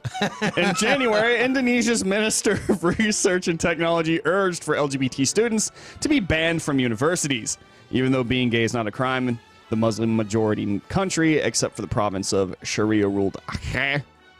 Well, yeah. The concept of being homosexual is not widely accepted. See? Just saying. Well, if your name is probably Coconuts McMango. Just ask Coconuts, he'll tell you. I'm going to assume that you're a dancer at a drag club. Fulham Gardens resident in undies uses didgeridoo to chase off intruder. Of course, haven't you? Every other day. Mm-hmm. A Fulham Gardens man chased down a home invader with a didgeridoo overnight, dressed only in his underwear. A Fulham Gardens man has today reenacted the moment he chased down a home invader while armed with a didgeridoo and dressed only in his underwear. What is a didgeridoo again? It's the big long stick that you blow into and it goes... It sounds like that. So was he blowing into it while he was running? God, I hope so. I really hope so. Because that would be... Dude, if some dude in underwear was chasing after me with a didgeridoo, I was going... Yeah, I'd be freaking terrified. That's a scary thing to see. Kim Abrook was awoken at about 4 a.m. after hearing noises from inside his Lincoln Avenue home. He went to investigate and keep that going. And disturbed the intruder who was leaving the property. Mr. Brooke grabbed a didgeridoo and chased the home invader out of the door.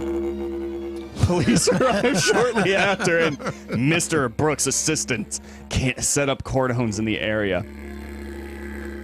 That's the sound of terror. I am the night. I am didgeridoo man. Sounds like freedom gas. Good callback. Good callback. Wow. Oh, man. All right, I've got two more of these in only 5 minutes to do it. Man strips naked, smears self with oil in bizarre Pennsylvania school burglary. Ron! A Pennsylvania man is accused of breaking into an elementary school Wednesday night, stripping himself naked and smearing oil on his body, which he then used to slide across the gym floor. That's not a burglary. That's just somebody having fun. That's a good time. Exactly. What's the matter with that? That's Tuesday night at Ron's house. Nathan James Linder, 21 of Scranton, is charged with burglary, criminal trespass, theft, receiving stolen property, and criminal mischief, according to the Citizen's Voice of Wilkes Barre. Linder was booked Friday into Lackawanna County Prison and lay you a $5,000 bond. Scranton police told WNEP in Scranton that Linder, a former Scranton High School student, gained access to Neil Armstrong Elementary School by forcing open a maintenance door. The school's burglar alarm went off. Though neighbors of the school told the news station they did not hear the alarm sound. The school principal initially thought the oil on the gym floor was an end-of-the-year prank. When he reviewed security footage, however, he saw the video of a burglar. Oh, that's amazing. Last and not least, official Pokemon weddings are now a thing in Japan. That's true.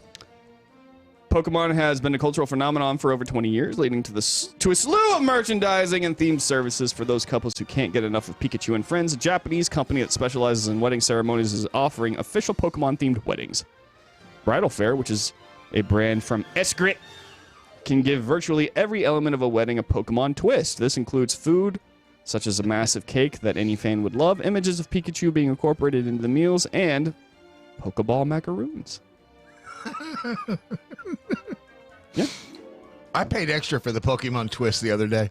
Pokemon now is kind of like America's Disney, I feel like. Nintendo really struck it big with Pokemon. Uh-huh. And they are Because not they're going to let freaking that horse everywhere. die. Oh, hell no. I wouldn't either. It used to be kind of like, what was it? Hello Kitty was kind of like the Disney equivalent. Now it's Pokemon, man. Nintendo knows what's up. Uh-huh. They know how to control your kids. Yes, they do. Just like that's the key to really learn how to control people's kids. Oh, Disney yeah. learned how to do that a long time ago. Nintendo is now in the game. Yep. You get the kid, you got the parents. Exactly. That's simple. And if you raise them like that, you have obsessed people. I know grown-ass adults who are super obsessed with Disney. Yeah. Like everything is Disney. And it works. Oh, it yeah. works every time they try it. Those are your 5 headlines. Which one is real here? Is it woman claims she saved $5,000 a year by acting like a man, only not? Is it the eating instant noodles can make babies gay? Is it didgeridoo man? Is it man strips naked and smears himself with oil? That's scary, man. I know. In the darkness, that you hear that, and then some dude in underwear starts charging at you. Imagine that. That's terrifying. Yes, it is. And official Pokemon weddings are now a thing in Japan. Which one is fake? You decide. But first, Brad Staggs with a word from our sponsor. Buy some APR coffee. It's really good. I drank some this morning. You should too. If you didn't drink APR coffee, there's something horribly, horribly wrong with you. It's AmericanFriedRoasters.com. That's it. Wow. I've learned how word economy. There you go. That's Less it. is more. Uh-huh. Less is more. Yes, it is. So we got like a whole minute to burn then, I guess. Not really. I mean, if we asked Mike, and Ron what they thought the fake story was, because I'm going with the stripping in the oil. Stripping in the oil at the school? Yeah. Okay. Mike? They're not listening to us for some reason. Neither of them are listening to us right now. Yeah, Look at it's this. Just, I don't know what's going on in there, but apparently there's something far more entertaining happening on the other side And there's of the two glass. different versions of this song going on at the same time. Yeah, it's crazy what's happening right now. There we go. Randolph! Which one is fake? He doesn't know because he wasn't listening. I honestly, we're working on a phone call. Sorry. I'm going to go with the whole didgeridoo thing, though. You're going with didgeridoo? That's just because he heard didgeridoo. All right. Sorry, you're out of time. That's all right. A woman did not save $5,000 a year living like a man.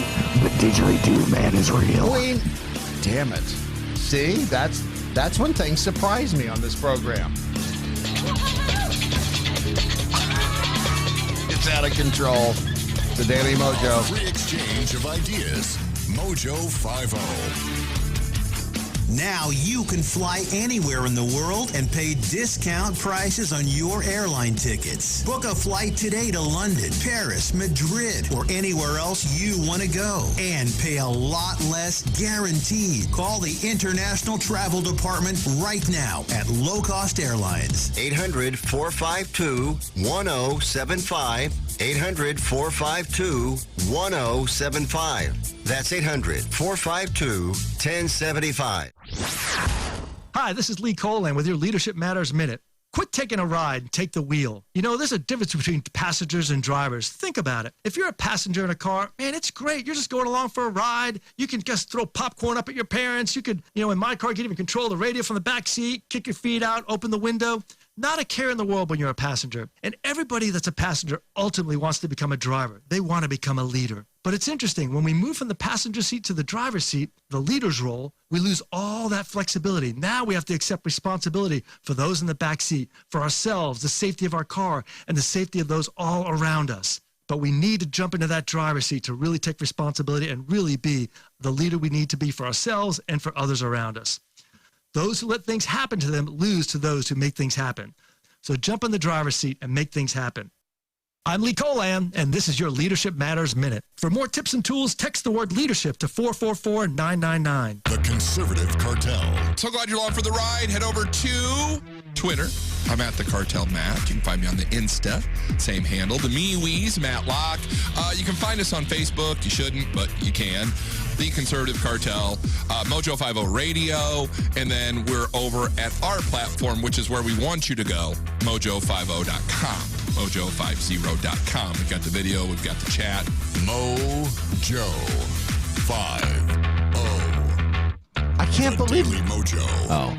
It wasn't done yet, Brett. He wasn't done yet. You got to wait for him to be I done. can't believe I was excited because Ron, guy behind the glass, came in here and says, I was just had Mike Lindell on the phone in there. And we're like, put him on. But he was apparently calling to talk to Sam Sorbo. He wants to talk to Sam. Talk to Sam Sorbo. Fine. Whatever. You're only my hero, man. I only slept on a My Pillow last night. Just so you know, it's the only thing that really I can sleep on now that doesn't make my neck hurt. It's do you have a soft My Pillow or a firm My Pillow? I don't know. Check it and feel. What's it feel like? Does it feel firm? Feel soft? Take your time. What's today? It's only the first. Yeah. It's the third. Keep feeling. I will not tolerate this harassment, Brad. You want rent money or not? I don't know if I'll figure that out later. Like, ask me again on the 28th. Yeah. Find. I think it's a medium. Did they make the medium? Whatever it is, it doesn't. It's not like. Well, it doesn't collapse. It's not like laying my head on a brick. I got a soft My Pillow for the fiance, and it is not working out for her. She wants it harder. Good God, Brad. You're the one who started it, not me. Poor Brad. Do you? What is it like going through life As a hearing fifth innuendo and every single thing that somebody says? Ask the entire audience; they'll tell you. It's pain. It is not.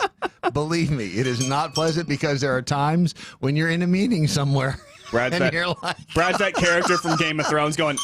That's what she said. That's what she said. That's what she said. Shame. Shame. That's me. Every damn day. And no, it's not easy. Yep. It is more of a curse than a blessing. I'll be the first to admit it. But somebody has to do it, Brad.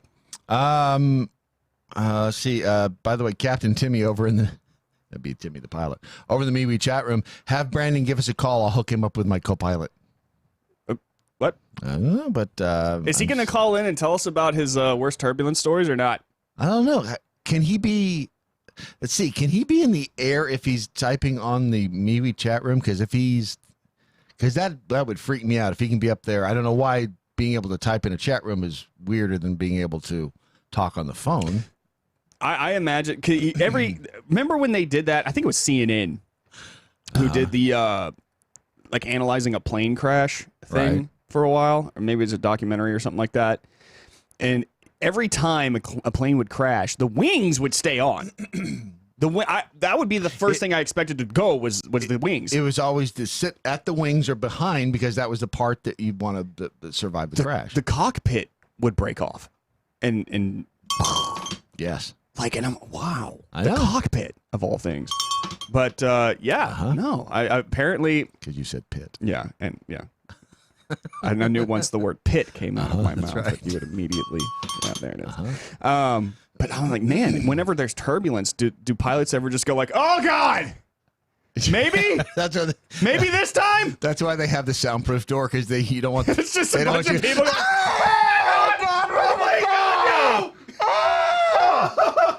They don't care. No. Larky F. and Farkin says, Brandon, he's not the only one who constantly hears innuendos. Just don't want to carry a bell around with me everywhere. For those times I say, that's what she said.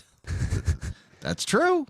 Once Brad leaves this building, actually, he puts a cowbell around his neck. Yes.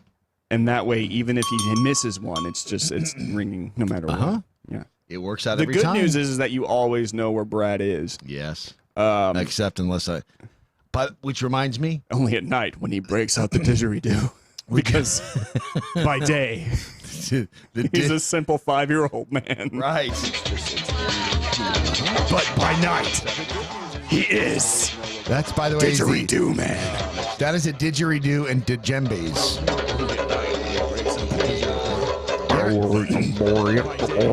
Ever played with the djembes? Oh, yeah, all the time. No, but I've been swung around by the nipples. That one never gets old. Did you see the story about the fisherman who he? Did you see the? Did you hear the one about the fisherman Walked into a bar. He pulls up. I guess he pulls his line in. Damn it! He pulls his line in, and he gets the giant head of a great white shark. Just the head of a great white shark. Bitten off. What the hell bit off the head? That's what they don't know. Of a great white shark. The shark's head appeared to be chomped off by an even bigger creature. But what creature in our current time can still exist? It's capable of doing such a thing. The name of the fisherman that found the severed shark head is Trapman Burmaguy. Trapman Burmaguy? Except he's also known as Jason. Oh. So let's just call him. We're just going to call him Jason. Just for obvious reasons. There was another thing like that, too, at one point in time. Apparently, a shark, they had put a tracker on it. Yeah. And they were going to study it. And then at one point in time, the shark just kind of... The tracker stopped? No, it didn't stop. It suddenly went down to the bottom of the depths where sharks don't go. And then it floated back up to the surface where apparently it had been a little chewed on. That's the only thing that creeps me out. I don't get creeped out by much, and I'm not afraid of the water. But water that I can't see in kind of freaks me out. Oh, you can get some real thalassophobia if you... Is that what that is? Yeah, it's the fear of the deep. If you look down in the water and all you see is blackness, your mind starts racing. Like, because you're instinctually trying to figure out what you could be in danger from, and so you immediately just I got to get out of here. I was in Florida once and was out, I don't know, probably a couple hundred yards offshore, and a kelp bed came between me and the shoreline, and it freaked me out because. First of all, swimming through kelp is nasty. Yeah. Because it's like, yeah. And then so I'm trying to figure out how to get around this kelp bed. And then I'm looking down thinking, oh, God, what's that? And it's, I have a friend, I've said this before, a friend who's a retired SEAL. And he said, you want to talk about freaked out? He says, try being in some place where you're not supposed to be. And something brushes up against you in case we can't have lights on. And he says, and generally it turns out to be just like a dolphin who's just being playful. But he said, yeah, your heart will start racing when something brushes up against you, and it's like, especially in the Gulf in Galveston where I'm from. Like, it's not uncommon for a man of war to just randomly swim in there. And I've known a few people who have gotten hit, and it's not pretty. And I actually came across a man of war once while I was on a jet ski. He looked and said, "Hey y'all." He's, "Hey y'all, I'm just here to sting you. I'm just gonna sting you a little bit." But I was on a jet ski and I noticed what I thought was a Barbie doll at first floating in the water. I don't know why I thought it was a Barbie doll. I really because humans are attracted to Barbie dolls. It was trying to draw you. That might be the case. But so I kind of gunned my jet ski and I walked and I went over there, and after I kind of lost it for a second, but I turned around, there it was, just a man of war just kind of floating at the top. It looked almost kind of like a razor-finned jellyfish. Right. And I was like, oh my God. And I was looking at it because I'd never really seen one up close before in the wild. And I didn't notice that my jet ski had drifted sideways. And you don't want that in the ocean. Oh, because you start looking like a... Why don't you want that? Because if you're if you're facing sideways and a wave comes at you, capsize. You capsize. Yeah. So I got capsized, and I have not panicked like that before. I got thrown into the water. My jet ski is like a little ways away from me, and I'm just like panicking. I'm like, oh my God, where is it? Where is it? Where is it? Where is it? Curiosity. Swam back real slowly and real carefully to my jet ski. I'm like, okay, I'm good. I get back up there and I'm about to turn it back on, put the little key in there, turn it back on, and there it was, right there on the nose of my jet ski. And I'm like, oh my God. It's chasing you. Oh yeah. See, that's much I gunned it a little bit and it fell right off, but yeah. Not much makes me panic scary. either. But that's why whenever I hear these stories about people who've been trapped out in the middle of the ocean for days and weeks. Oh, that's one place. I would die of a heart attack just because you don't know what your feet are dangling down, and even the little bitty fish that come up and just kind of nip at your toes and stuff. You know, I mean, they're not going to eat you, but it's like, don't touch me. Don't touch me. Have you ever seen The Life of Pi? I haven't seen that yet. I was realizing I haven't seen half the damn movies that are out there now. Yeah, that kid gets lost at sea with a tiger, and I've seen the posters. The tiger doesn't eat him, does it? It tries. Does Kurt Russell die in the end? No, he becomes a planet. Damn it. It's a beautiful movie, but yeah, it's some of the stuff that it has in the water is like, it's really beautiful. It's a very beautifully done movie. But yeah, it's just me out. Yeah, no, it's freaky even at the best of times. They're going to put people in internment camps, gay people, and by them I mean Trump. Trump is going to put gay people in internment camps. That's what Cher said. Cher said. Okay, Cher said it. Cher said it. Well, if Cher said it, I believe it, and that's that. She tweeted in reaction to that's it. That's if Cher said it, it's got to be true. She tweeted in reaction to a BuzzFeed story that admitted that Donald Trump has become the first ever the first ever U.S. president to recognize LGBTQ Pride Month. This triggered Cher for some reason, and she tweeted out, Trump's first Republican president to acknowledge LGBT Pride Month. If Trump wins 2020, he'll be first to strip you of all protections and put you in internment camps. He'll put his hand on your shoulder and stick his knife in your back. Oh. Wake up and smell pain because his base wants you gone. That makes all the sense because, as you know, whenever someone recognizes a community in friendship, that immediately means they're going to turn around, put you in internment, and put you in internment camps. That's what they did in World War II. That's right. Remember the Japanese? It was the president got up and said, "Hey, we'd like to recognize that Japanese are pretty cool people, and by the way, you're going into internment." By the way, camps. we don't. Yeah, sorry, because we don't want you. This is. Some people don't think that Trump derangement syndrome is real, and at first I didn't think it was either. But I'm starting to wonder a little bit. Because that's but Cher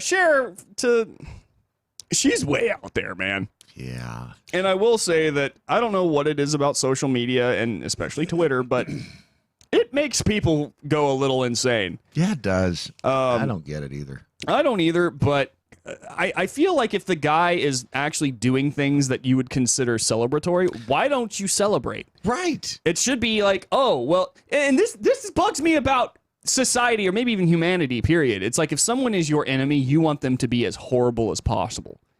You know? But you never take the position of, oh, well, at least he's not as bad as I thought.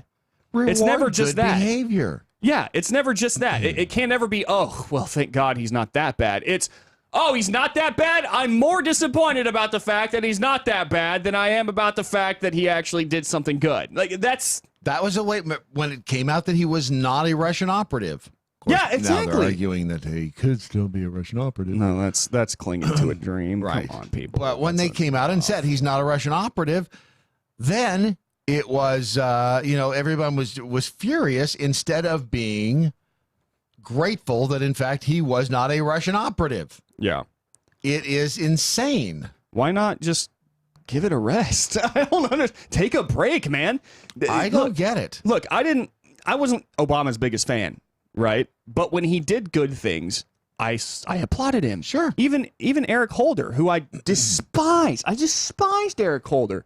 But at one point in time, he really invested some time into criminal justice reform. Right. You know, trying to reduce minimum mandatory sentencing, trying to make sure that pot wasn't this huge, gigantic deal as it shouldn't be. And I was like, yes. Well done. Thank you. Yeah. That's the kind of thing I want to see. Yes. With Trump could be like, well, folks, I've denuclearized the entire world through deals, and now we have flying cars, and look, I adopted a puppy. They'd be like, oh, yeah? Well, now that all the nuclear bombs are gone, how are we going to not threaten each other with mutually self-assured destruction? And also, I hate puppies.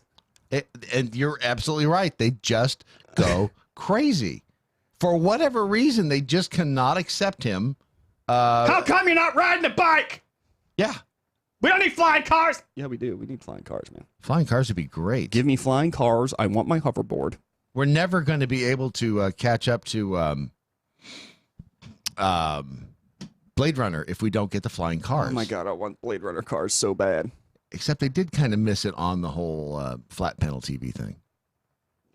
Oh yeah, all the old movies missed the whole flat panel television thing. Well, you've seen 2049, right? Yeah, oh yeah. In 2049, I think they did. Yeah, they had them there obviously because they had it that in modern times. and then they also have the 40-foot naked Ana de Armas. Oh yeah, walking around there talking about how you're a good Joe. Yeah. So there's that. Right. Here's the thing about. I think they did. Yeah, they had them there. Oh, what is? Whoa. Oh, I know what that is. I know. Hang on one second. I was going to say that's us feeding back in a loop. And that would have to be because I want to play you what Alyssa Milano retweeted. Did we have a call? What happened? You may have seen me on Saturday Night Live. This, by the way, is Alyssa Milano retweeted this from Now This. This is Robert De Niro introducing a series of national or what he calls U.S. attorneys who are commenting on the Mueller report and the fact that it is, in fact, it does, in fact, indict the president. Ladies and gentlemen, Robert De Niro. A certain federal prosecutor. That was acting. But now we're going to hear from some real federal prosecutors.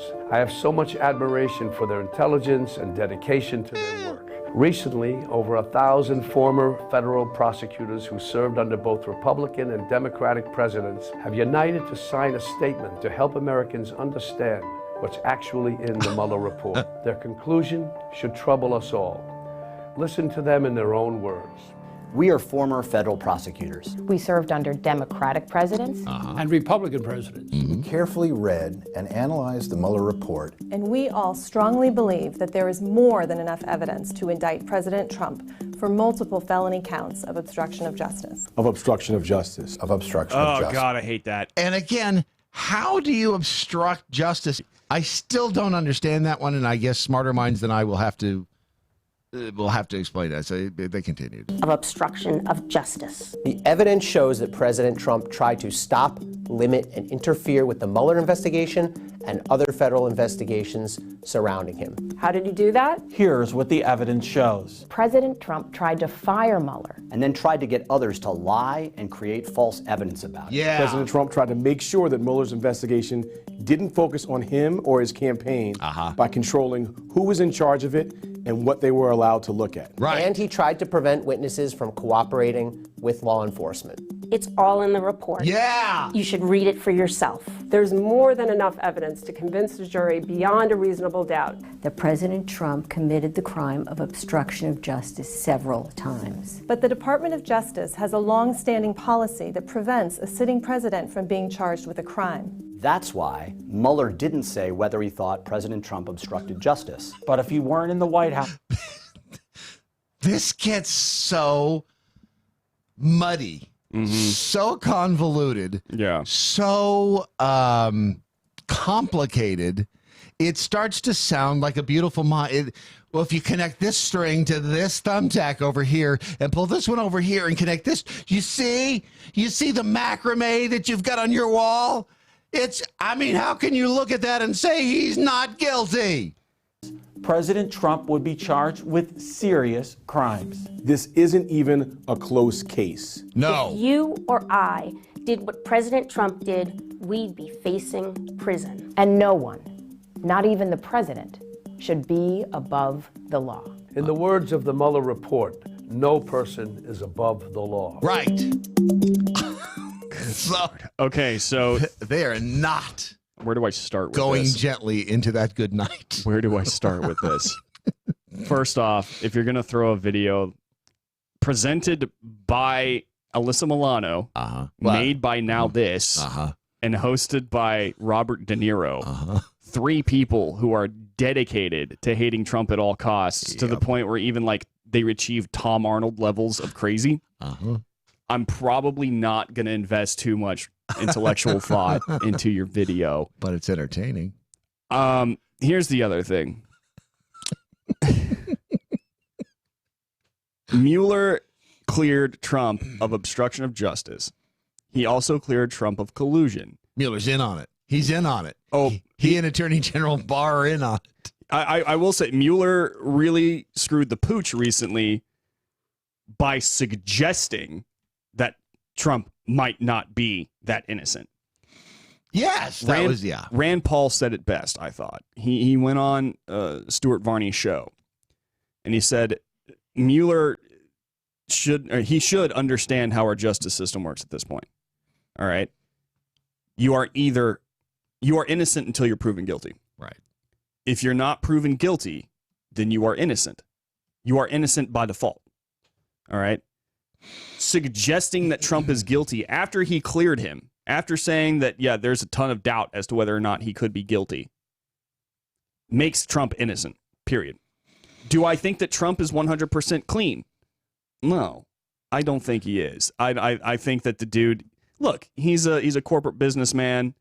He's known to manipulate the media. There's no saying that he didn't manipulate other people. I think that, yeah, are there some shady things going on in Trump's circles? Yeah, a little bit. I don't trust Trump. I think that he is a little bit of he's a player. He's a player. I'm going to say that. But is he guilty of the things that he was charged with? Is he a Russian operative? No, he's clearly not. All right. If Mueller went through it with a fine-tooth comb, everything that he possibly could in order to find guilt for Donald Trump and found nothing, right, then he's innocent. That's the way it is. He's not. I would be saying this if this was a Democrat president. He's not guilty, though. There is a difference between innocent and not guilty. Mm-hmm. He's not guilty of the crimes, which is basically what you said, because we don't know what else he's not guilty of the crimes accused of. I'm not saying that he's innocent of everything. Right. I think that no, there was some shady stuff going on. But in order, like all of these professional, these legal professionals and stuff like that, right, who are getting up and being like, I think that there's evidence. Well, Mueller didn't seem to think so. Mueller seems to think that there is something wrong, but he just can't find it. Right. And if he can't find it, if you can't find then it, guess what? In 2 years, with $40 million, exactly. Where in the hell is Trump hiding it then? And not only just $40 million, a sea of reporters trying desperately to find something along the way. Yeah. And nothing was found? Then guess what?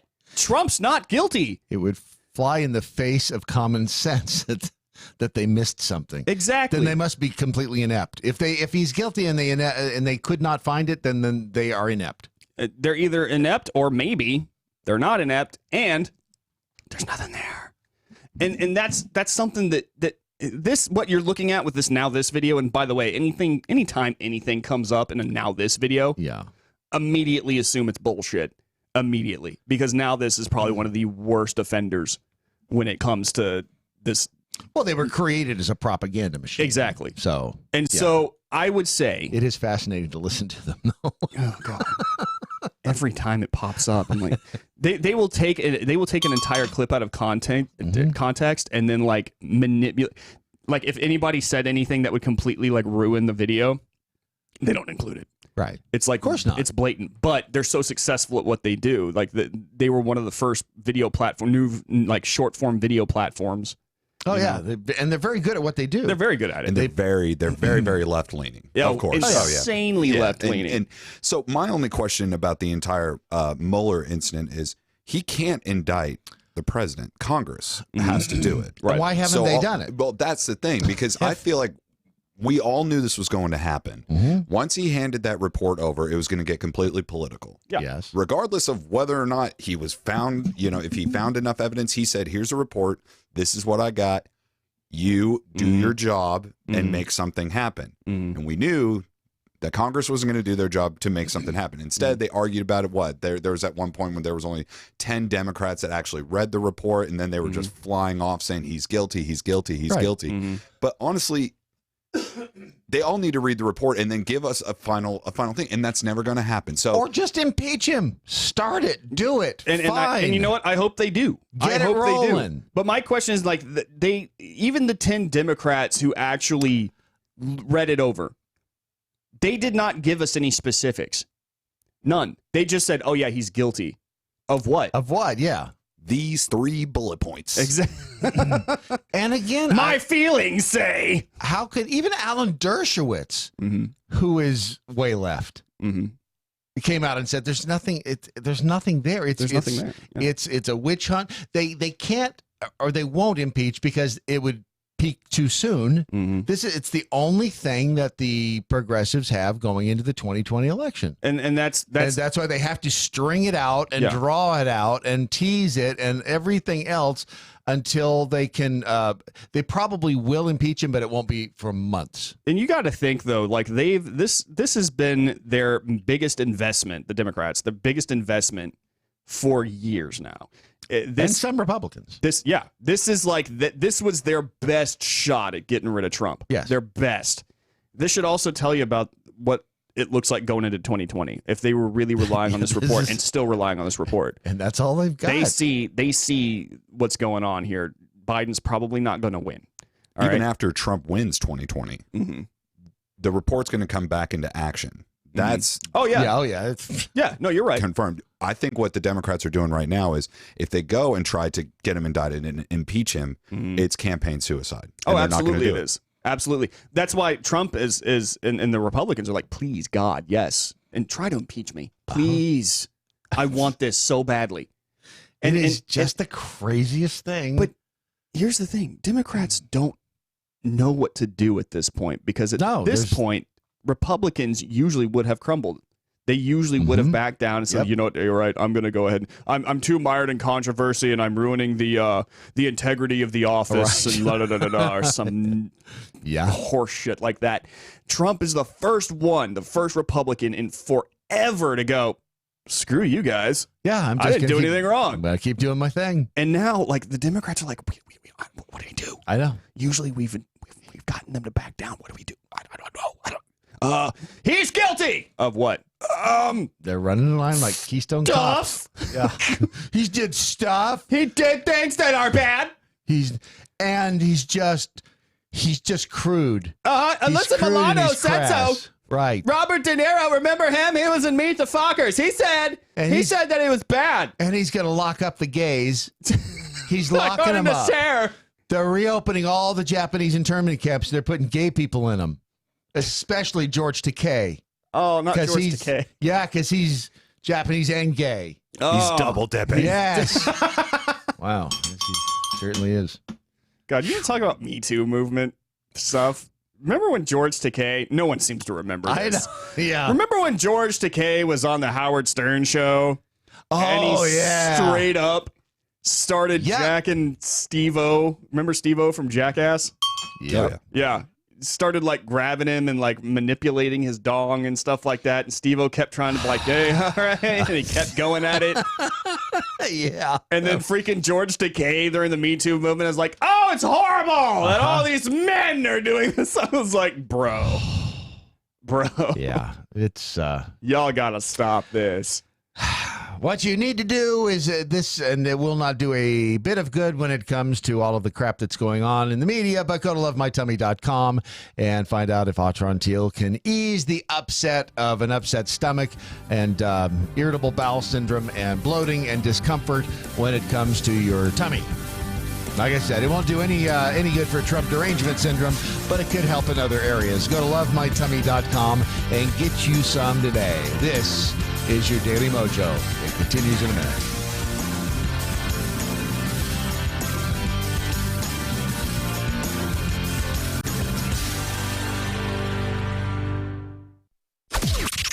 This is the seditious, rabble-rousing, liberty-loving, home of fun, entertaining, and compelling talk. Mojo 50.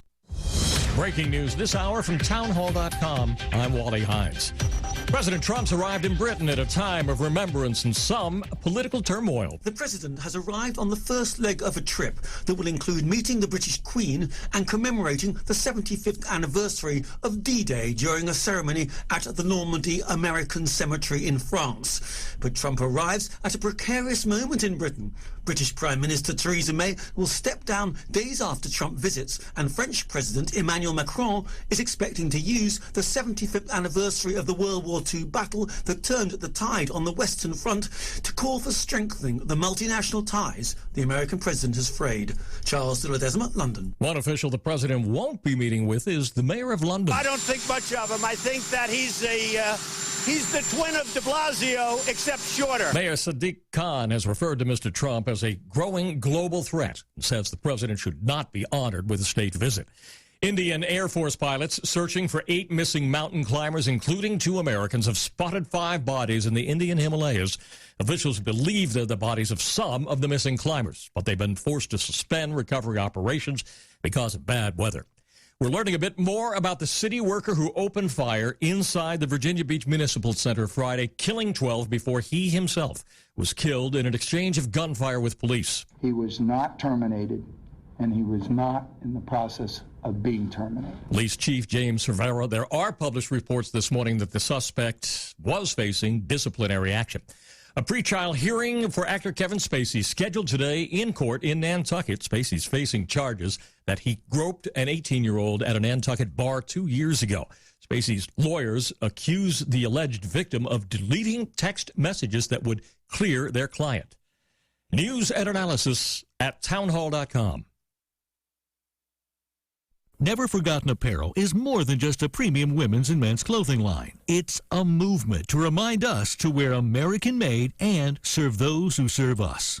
Our heroes. Never Forgotten Apparel gives 20% of their total sales to nonprofits that support homeless veterans and off-duty firefighters, and 50% to individual veterans and firefighters in need nationwide. Check out neverforgottenapparel.com. Use promo code MATT, M-A-T-T, and get 15% off your purchase. You get great service and you do some good in the world with Patriot Mobile. Sign up for a Patriot Mobile account today. Start saving money, get great coverage, and do a little bit of good because they support companies, organizations, and candidates that you like. It's patriotmobile.com/doc. patriotmobile.com/doc. A former Democratic National Committee member told Politico on Monday that he will become national senior advisor to the Draft Beto campaign. That sounds like a horrible beer, probably a Pilsner. The Defenders with Stephen Airy, tonight at 9. MoJo 50.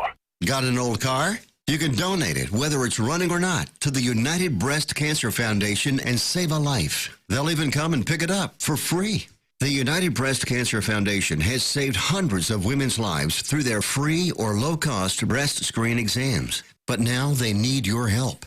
The United Breast Cancer Foundation wants to save more lives through early detection by offering women free or low-cost breast screening exams. And donating your old car, SUV, or truck, whether it's running or not, helps pay for them. Plus, you get a charitable tax deduction. Help the United Breast Cancer Foundation save lives by donating your old car, SUV, or truck. Call now for free pickup. 800-245-0823. 800-245-0823. 800-245-0823. Call right now. That number again is 800-245-0823. This is the MoJo 50 Institute for the Advanced Application of Freedom. Ya bitches.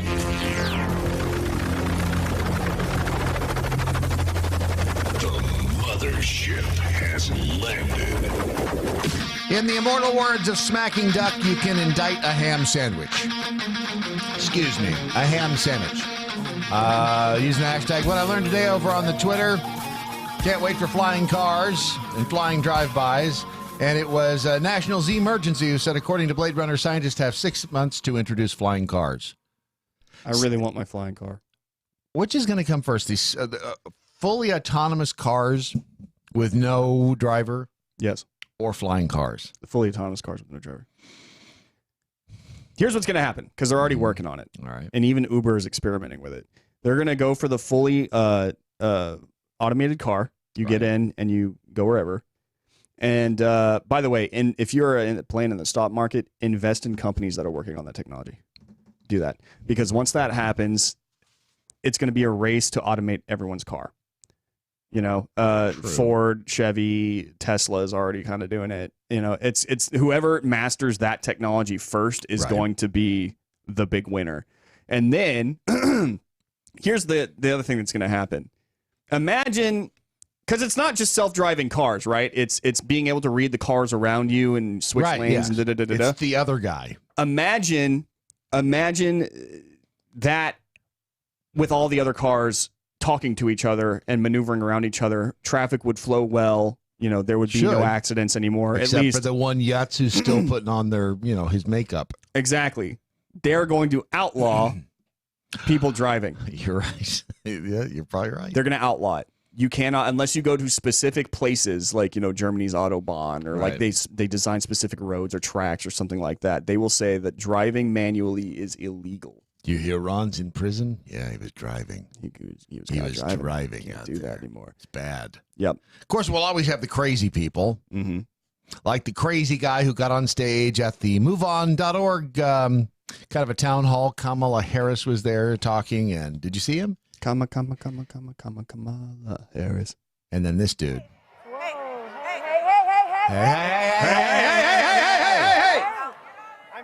Hello. Okay. Hi. Hi. Wait a minute, sir. Asking for your attention to a much bigger idea than... Thank you so much, sir, for your big idea. But we want to make sure that we are able to get... This guy was a little cray-cray, apparently. What was his idea? What was his question? Well, his bigger idea, his name was Aiden Cook. Oh, okay. Looking at him, I thought his name would have been something like Starflower. It's close. Oh, okay. I think that's his middle name, Aiden Starflower Cook. Okay. He's an animal rights activist. He jumped on stage to interrupt Kamala Harris, saying if he had considered the optics of literally taking the microphone away from women of color. The optics. Good Lord. Animals. Dude. You tried to put animals before women of color, you fool, he said. I did, he said. I tried to show my profound respect for each of the people on stage. Except for the fact that he did barge on stage and grab the microphone out of Kamala Harris's hands. Yeah. And then tried to explain.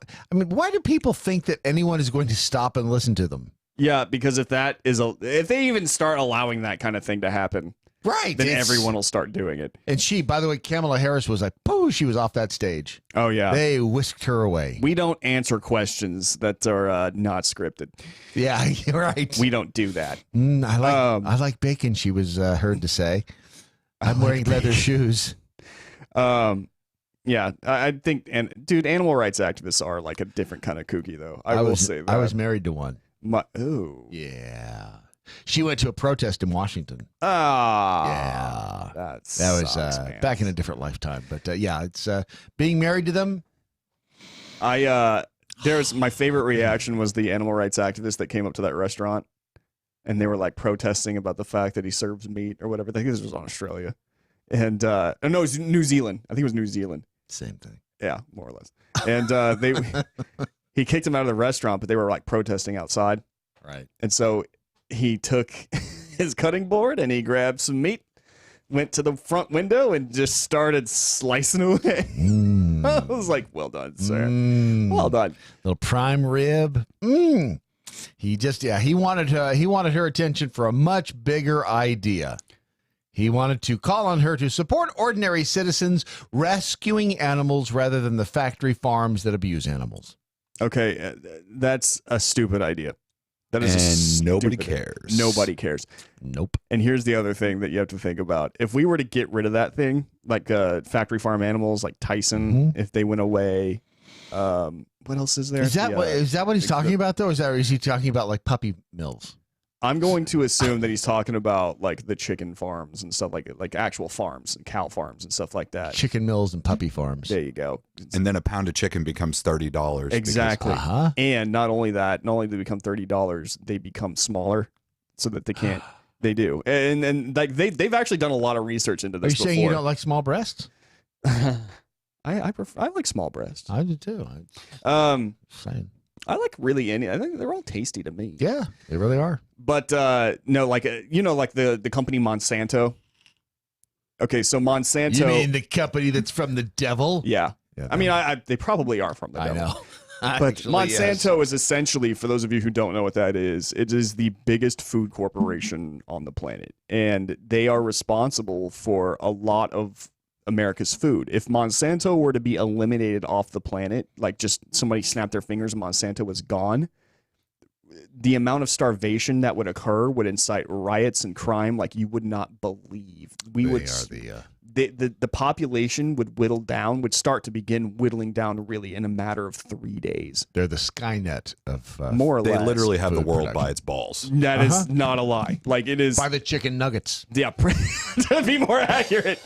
No, Thank it's true. Like, and they're crazy, but they are also responsible for like a lot of the hormone stuff that is implanted in our food. Because check this out: in order for us to sustain how much food we eat, we have to make things bigger. If you actually look at a Monsanto chicken versus like a normal natural chicken, this Monsanto, it's a monster. It's a monstrosity. Like it's like massive. It's walking around. It's like, what do you want? Give me your lunch money, kid. But like if you actually look at a regular chicken, they aren't that big. Chickens aren't actually that big. Nope. And they would not be able to feed your typical American family. You know, we need big boob chickens. Big boob chickens are pretty much so you got a family, you need a big boob chicken. But yeah, one of the reasons we're having so much weird hormone imbalances and stuff like that, even cancer problems, is because Monsanto has to genetically manipulate the chickens to make them bigger in order to meet the demand of America. You want to nibble on those big thighs. Exactly. Nibble on those big thighs and chomp on those big breasts. Thank you. Thank you. Just want to motorboat my dinner plate. Right, now. exactly. You want to get in there with the giblets? I'm going to put gravy all over. The berries. You want to get in there in the berries and just saying. God, Brad. It's all yours. Rant away. Oh no, that was my. You know what? Actually, here's the funny thing about ranting on Mondays is the fact that I try to stay away from politics as much as possible. Much as possible. Good luck with that. Yeah. Well, I mean, I do pretty well with it. I think I do pretty well with it. But what I can do for you guys, what I can do is try to pick up on something that I maybe have wrote about last week. Here's actually one that, and I did actually touch on the Rand Paul thing earlier. That is one of the things I wrote up at redstate.com. Rand Paul basically reminding lawmakers and lawyers how our justice system works, which I think is pretty good to know, because especially in this day and age, when it comes to the court of public opinion and how much weight it's gotten since the invention of the internet and social media, mainly social media. Right. It's good to remember that we're always innocent before we're guilty. Unless you're Trump. Well, I shouldn't say innocent before we're guilty. We're innocent until proven guilty. Right. If you cannot prove somebody is guilty, then they are innocent. That is the way our justice system looks at things. Unless you're Donald Trump. Yeah, like O.J. Simpson, we could look, according to the law, he's innocent. Exactly. You can still say, yeah, I think he's guilty. No, but it doesn't make him guilty. He's civilly liable for their deaths. What do you mean? He lost the civil suit. Oh, really? Yeah, O.J. Simpson lost the civil suit to the Goldbergs. Yeah, the Goldmans, not the Goldbergs, the Goldmans. So, I'm going to leave this up to you guys, actually. What do you want me to talk about? I can either talk about how the media reports what we die from versus what we actually die from, which is actually really interesting. Or talk about something boring. Or I could start talking about Disney threatening to pull out of Georgia. Ring a ding. A frustrated Georgia was unavailable for comment. That's an old Saturday Night Live one. I don't know, Brad, what do you want to hear about? What was it? What was the what we're actually dying of versus what the media are saying we're dying of? Right. So the whole entire thing there was a study that went down, and it's really interesting, and it's not a rant, but it is really interesting to point out. So the media tends to sensationalize. If it bleeds, it leads. Wait, what? What? Are you sure? True story. If it bleeds, it leads. That's kind of the saying about our mainstream media nowadays. It's true.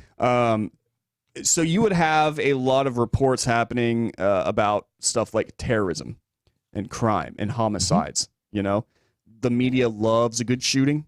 They talk a big game about like, well, we need to do what we can to stop the mass shootings and yada, yada, yada. And yet, if mass shootings did go away, it would be the worst day of their lives. They would have Because that's like one of the most sensationalistic things you can talk about as a mass shooting. Right. Mass shootings, in truth, are actually incredibly rare, and they're only getting rarer, believe it or not.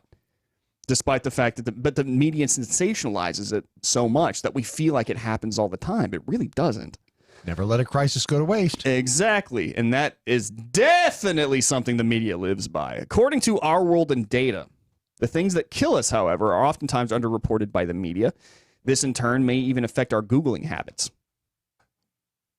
So we tend to Google things that don't really kill us. We tend to be very focused on that. So that makes the things that really do kill us go unnoticed. And I'll give you some examples. All right. Around 1/3 of the considered causes of deaths resulted from heart disease. Right. That's our number one killer. Makes sense. Heart disease. That makes sense. Yet, this cause receives only 2 to 3% of Google searches or media coverage, both. So we die more often from heart disease than we do even cancer. But we don't even think about it. We don't talk about it. It is. That's why I don't go to the doctor, because every time you go to the doctor, they tell you what's wrong with you. And there's And we don't need that. No, not at all. I don't want to know. Just under 1/3 of deaths came from cancer. Just under 1/3. We actually Google cancer a lot, believe it or not. I know that I've Googled it several times. 37% of searches actually are cancer.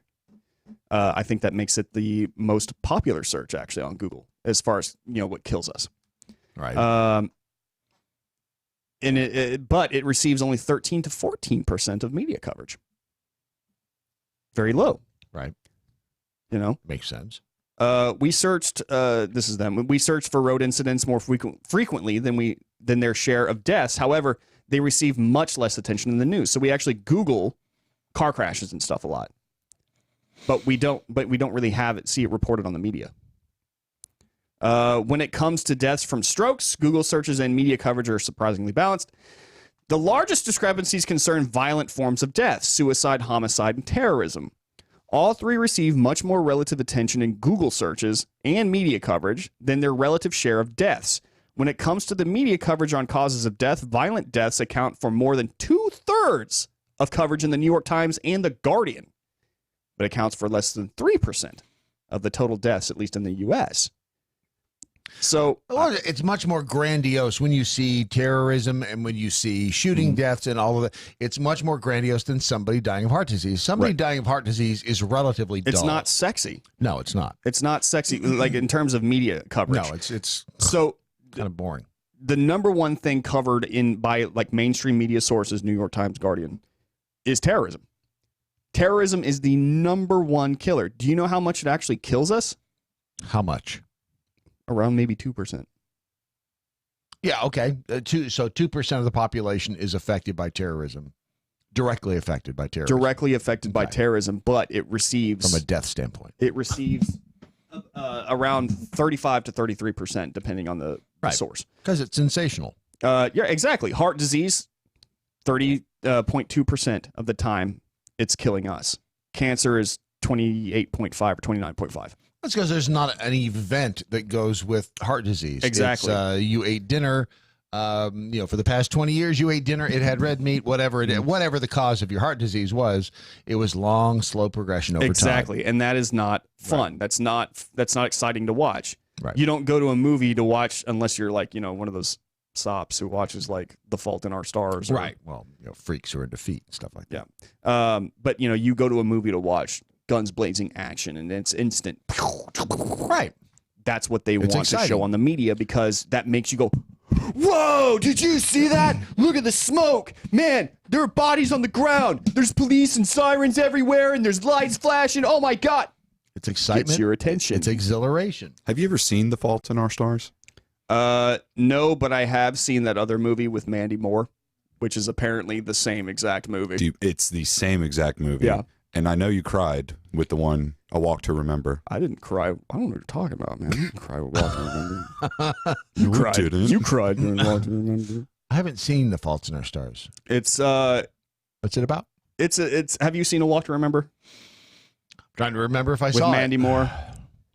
It about sounds familiar, but I honestly can't remember if I saw it or not. It's doomed love. You know, somebody gets cancer, and then they have to like have this self-realization journey. Yeah, it's kind of like that. The Fault in Our Stars utilizes like really fancy language and concepts and philosophies. And Someday Me Talk Pretty.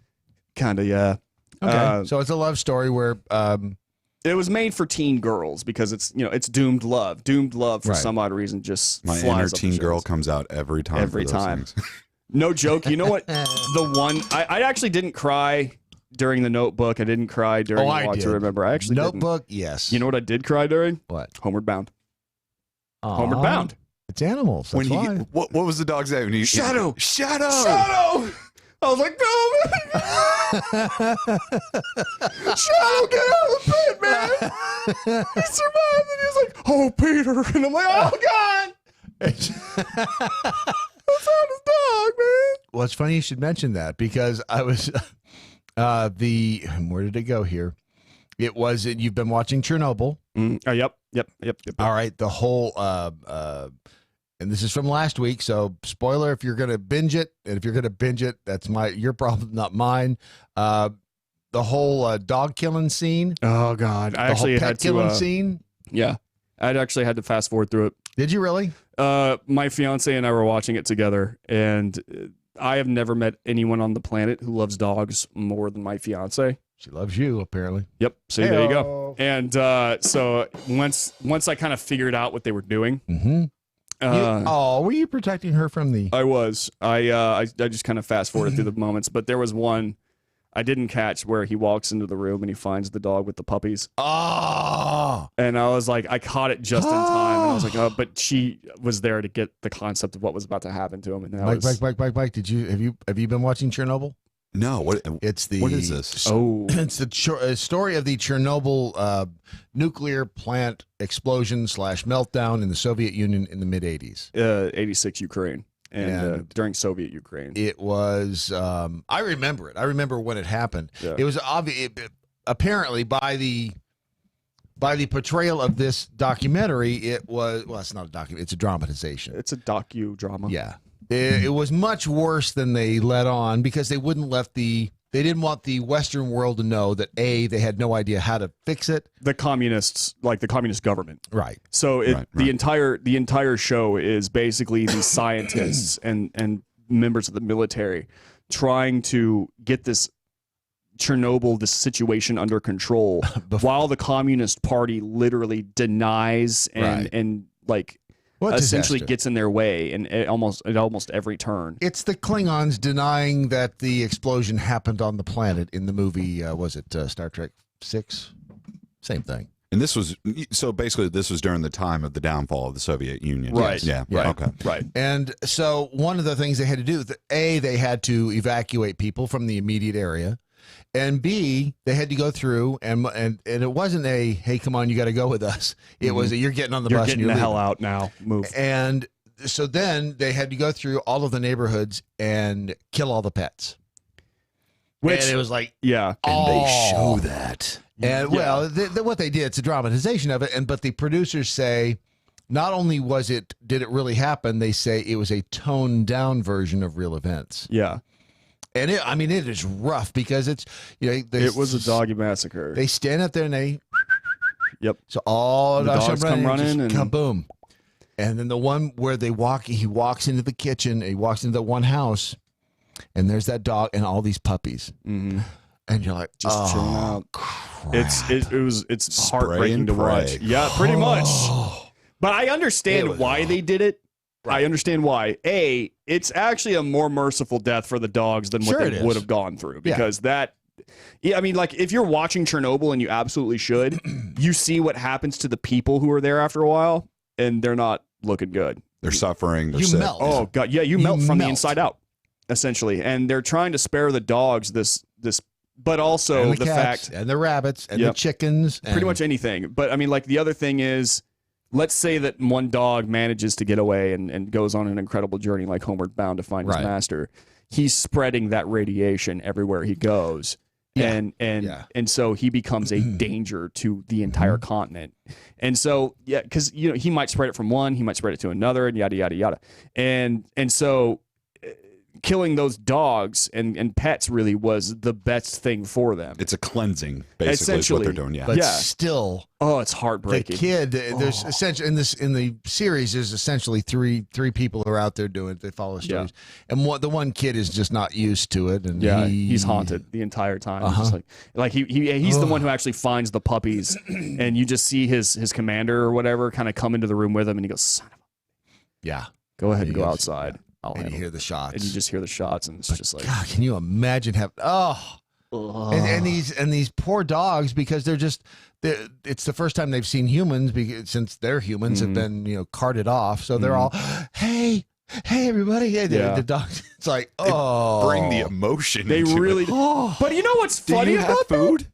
That? I didn't feel half as bad for them or for the humans as I did for the dogs. I know, me either. Because the dogs are like innocent in everything, man. They have never sinned in their entire lives. They only love. They didn't build the nuclear power plant. Exactly. They were benefiting from it.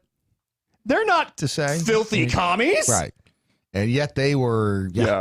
It was. It was. Have you ever had to put a dog down? Yep.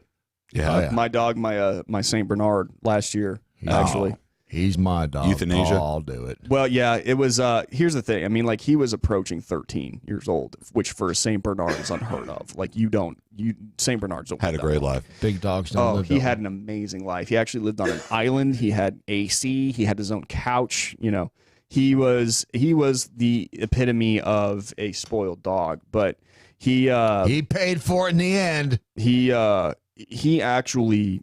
I don't know what happened to him, but he came with me to Dallas to stay for a little bit because my parents needed someone to babysit him because they were going to be away for a while.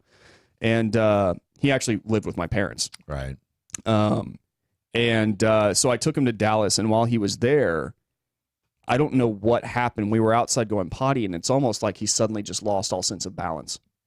And he couldn't like navigate the stairs really well. I had to help him, and that's really hard to do with a Saint Bernard. Yeah, but and you don't want to have to carry them. No. Actually, my Jason had to help me. He had to come over and help me get him into the car when we were taking him to the vet, and we had to pick him up in a blanket and move him to the back of a car. And anyway, long story short, apparently he had like a stroke of some kind. Because if you look at his eyes, one was doing like up and down, like flickering, the other one's doing sideways. And I'm just like, is there anything we can do? He had prostate cancer for a while, actually. And but he never was in pain or anything. He went to the restroom just fine, yada, yada, yada. And the doc said, at this point, there's nothing. And I was like, go ahead and put him down. And I cried like a baby while they did it. This is a downer bit. I'm not gonna lie. Yeah, sorry. This uplifting segment is Let's go to break on that brought to you note. by The Gun Box at thegunbox.com. Use promo code MoJo50 or Dead Puppy. Either way. And get 10% off. I'd prefer you use promo code MoJo50. That probably will work, whereas Dead Puppy won't. Thegunbox.com. High capacity, fully automatic, large caliber, freedom. MoJo 50. One could be forgiven for not knowing every one of the 23 different Democratic candidates for president, let alone their policy positions. But one name that has lived around the edges of popularity is that of Andrew Yang. He's made headlines for his bold thoughts on policy to date, especially when it comes to jobs and the future of the American economy. Yang has repeatedly made the claim that automation cost America some 4 million jobs in the past. He believes that total is what really drove President Trump to the White House to begin with. Given his belief that automation is only going to continue to rise, and who can refute that given the news from Amazon as of late, Yang wants to give every American between 18 and 64 a whole $1,000 per month in UBI. What evidence does Yang point to for this to even work? Alaska's permanent fund. There's just one problem with that. The state paid out just $1,600 per person for the entirety of 2018. That's not even enough to live on in sparsely populated Alaska. Even more troublesome for Yang's Alaskan claim, how does he explain the state having the second highest labor participation and unemployment rates at the same time? As for the national scale of Yang's UBI plan, it would cost about $3 trillion a year, and there would be a 10% value-added tax imposed to help pay for it all. The result? Yang believes the economy would grow between 12.5% to 13.6%. There's just one problem with it all. It's all based on a lie. Yang conveniently ignores that labor participation in 1950 was at 60%, peaking in the early 2000s, and is at 63% today, let alone the fact that factory worker participation peaked in 1943 at around 40%. The reality is we are undergoing a shift, but it isn't something we haven't dealt with before and won't deal with again. I'm Andrew Coppins, and this has been By the Numbers. You can follow me on all the socials at The Coppins Show. By the Numbers with Andrew Coppins is powered by Patriot Mobile, America's only conservative cell phone company offering super reliable nationwide service, donating a portion of their profits to organizations fighting for our conservative values. Call 1-800-A-PATRIOT or visit patriotmobile.com. The Daily Mojo. I know what guys want. I know what boys like. Boys like. You know what's funny, Brad? Boys like me. For a bunch of... For a society that's trying to empower women, have you noticed that they're eliminating any reference to women in profession? That's right. Yeah. Yeah. Because it's not waitress now. Yeah. It's Those were server. the waitresses who did that. It's server, and it's not stewardess. It's now flight attendant. Yeah. It's like they're just eliminating the feminine. It's not secretary. Oh, what is it now? Assistant. Office assistant. I feel like secretary is a lot better than assistant. Yeah, because it's closer to secretary. Oh, is that why they say that? Yeah. Oh, yeah. By the way, Jill Hollis in Seattle. The marine animals that follow closely to jellyfish are usually the toasty fish and peanut buttery fish. Ba-da-ba-ba-da-ba. Hey-oh!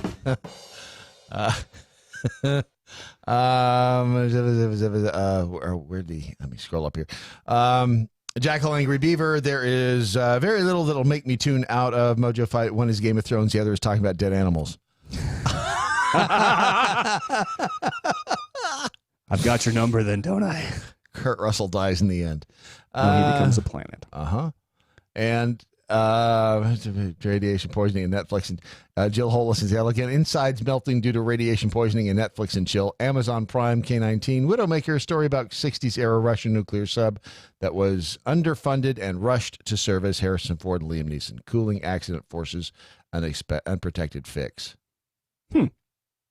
You know, the whole, I mean, just getting back into it, the Chernobyl thing is actually, I didn't realize how bad it was. Yeah. I really didn't. They didn't want you to know how bad it was either. Well, yeah, I mean, not just that, but I mean, like every time I heard about the Chernobyl accident, I always thought, oh, well, you know, the surrounding area would, of course, be affected. But I mean, like the threat was the entire continent. Google Chernobyl kids, Chernobyl animals. And it is freaky. Really? What? Oh, good grief. What it's done to human beings. Yeah, it is. I mean, beyond freaky what it did to kids there. Is it Blue Waffle times two? But there's a show called The Dark Tourist. And yeah, it's on look at Netflix. that. Holy crap. One of the things you can do, and I think I'm correct in this, one of the things you can do is in the Soviet, you can go to the areas surrounding by Chernobyl now, because I guess the radiation levels are down to a point where you're not going to melt instantly. Yeah. You're not going to melt in 5 years. But they visited an orphanage over there where all these kids were there's still people who are in that area are still having kids who are just I'm looking at faces, 4 arms. And I always kid about, it'd be great to have the extra arm growing out of your forehead because then you got keep both hands free and you still talk on the phone and all that stuff. And then you saw a kid with an arm coming out of his forehead. But then you start seeing what it does to these kids and what it does to these animals. Yeah, this is nasty. Radiation does some weird shit to organisms. It is just bizarre what it does to you at a subatomic level. I imagine. DNA. I mean, because I'm looking at this, like 13 animals that thriving near the radiation disaster. You have these giant freaking boars. Like, holy crap, they're huge. Yeah, it's just weird stuff has happened over there. Yeah. It's like Fallout. Yeah, it is Fallout. There's like Brahmin. I'm looking at a sheep right now that has essentially 1, 2, 3, 4, 5, 6, 7 legs. Yeah. Yeah. Like it's... well, you should see how fast it runs the 40. The only thing that I'm seeing right now that actually seem to be normal, more or less, I say, are the wolves. Yeah, there was a story about the wolves and how they'd adapted, and animals, for whatever reason, it seems adapt more quickly than humans. But, it's very odd. Yeah, there's a cow here with 2 legs growing out the side of its neck. Like, it's crazy. Yeah. It's weird stuff. But that's actually funny you bring up Fallout, because even in Fallout, the dogs, they said, remain largely unchanged despite the radiation. In fact, like, your constant companion is a dog in this game. And yeah, that's crazy. Like, I'm kind of confused as to... Well, little Brandon, there's a lot of things in this world that'll confuse you. Radiation definitely being one of them. The world, as you get older, the more things you go, huh? Do you know anybody that won't read fiction? By the way, there is a real-life Brahmin. 2-headed cow. I'm looking at it right now, dude. Yeah. You talking about look at this guy. So it's a cow. Yes. One body, two heads. Yeah. Coming out like that. Dude, it's real. It's real. It's freaky. Whoa. Do you know anybody that won't read fiction? Who? No, I'm just saying, do you have any friends that will not read fiction, that will only read nonfiction books? Can't say I do. No, I don't think I do. I know a couple of people. My friend Kevin. Call him Kevin because his name's Kevin. Sometimes we call him Bob, but his name's Kevin. His name's Kevin. Let's call him Kevin. So but he won't read fiction. And it's like, why won't you read? It's a waste of time, blah, blah, blah. Why?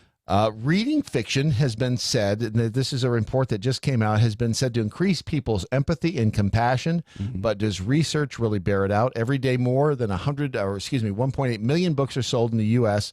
and another 500,000 in the U.K. Despite all the other distractions, is reading fiction good for your empathy? Exercise and perspective, they say, can actually make you more empathetic. It can. They say that the thing about reading fiction is you don't. It does have an effect on you and your emotions. It doesn't make you, jump up in terror, but it will actually can affect the way you look at the world. Oh, for sure. And I know for a fact that that's the case. If you've ever read something called the Bible, Jesus actually uses stories all the time, fictional stories, right, to convey his points. That's how he got people to, and that's one of the things that I feel like, especially nowadays, the modern, like Parables. Republicans, and I'm going to get political for a second. Republicans never utilized the power of storytelling, which is why, like, one of the things I'm getting the culture, this is one of the reasons why, utilize the power of storytelling. Democrats do it all the time in Hollywood. You know, I talked to Bob as I was in Iowa. I ran into a farmer named Bob. Oh. And Bob, you always hear Democrats doing that. Yeah, exactly. And some Republicans. Do you think that, Bob really exists? No. He's a metaphorical amalgamation. But I mean, it just goes to show you, stories actually do have effects on people. This is because we process information through experience. And if you can relay an experience well, then that experience becomes your experience. Believe it or not. That's how we process things in our brain. I mean, we know we didn't go through it, but we experienced it emotionally. So there it is.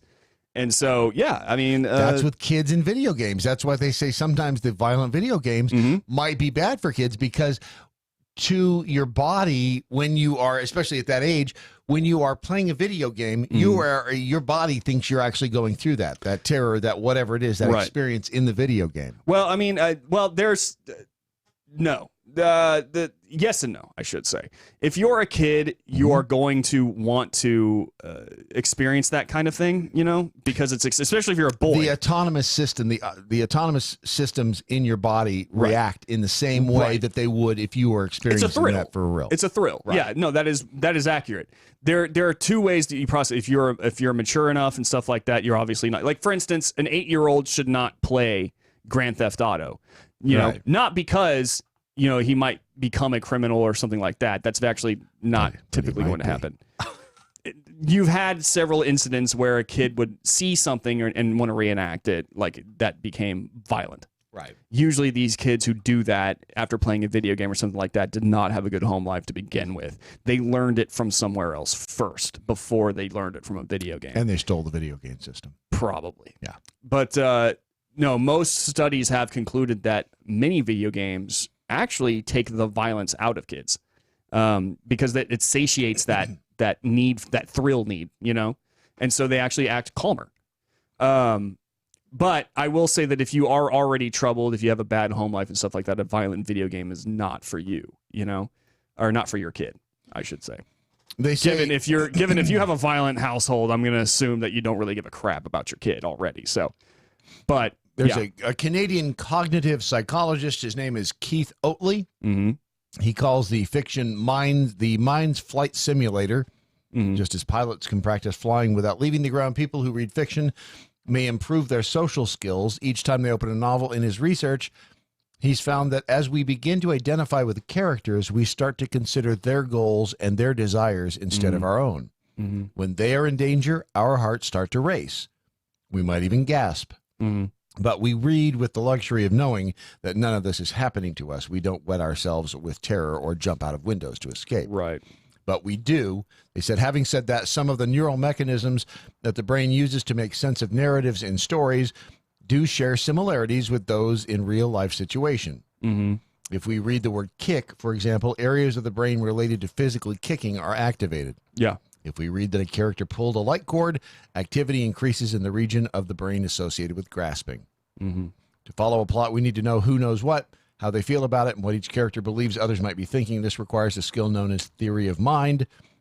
When people read about a character's thoughts, areas of the brain associated with theory of mind are activated. Yeah. So it actually can be good mental exercise for you. For sure. It scratches an itch for sure, I think. But I just find it weird. Some people just refuse to read fiction. And I don't know. I've never understood that about it. It's like, especially if it's like it's a gateway to another world, Right. man. Like why? Like look, you can definitely make the best of this one, sure, but wouldn't you want to read about something that you maybe never will be able, or at least emotionally experience something you never will be able to get to, like like the thrill of charging into battle on a horse. You will probably never get to do that ever. But if you want to read about certain characters throughout history that did, one of my favorite movies of all time is Kingdom of Heaven. And I think that it's saw that or not? Yeah, it's good. Get the director's cut if you do get Okay. it. But it's starring Orlando Bloom, and it's about the Crusades. The Crusades, yeah. It's Oh, I've seen Monty Python, so I know all about Oh, yeah, well, Crusades. then you don't need to see this. Monty Python, do you want to talk to a wizard? Do you want to make a fool out of a knight who thinks too highly of himself? Right. It is. When I read the Stephen King's book, It, to this day, I still think of the scene where Pennywise lets go of the balloons and they float against the wind. Oh, yeah. They float against the wind toward the kids. And it's like, that gives me goosebumps every time I think about it. Those balloons floating against the wind. Yeah, yeah. And I read a book when I was in high school called They Thirst.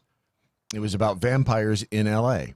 Really? And it freaked me the hell out. Really? It was before Interview with the Vampire. It was before any of that stuff. Oh, yeah, because I was a huge Anne Rice fan. And growing if you look for the book They Thirst online, you can't find it for less than, it's going to cost you a few bucks. But if you're a vampire, as I remember it, if you're a vampire fan, you will like the book They Thirst. Okay, I will have it's to. It's really I'll have good. to look It into was it was really creepy.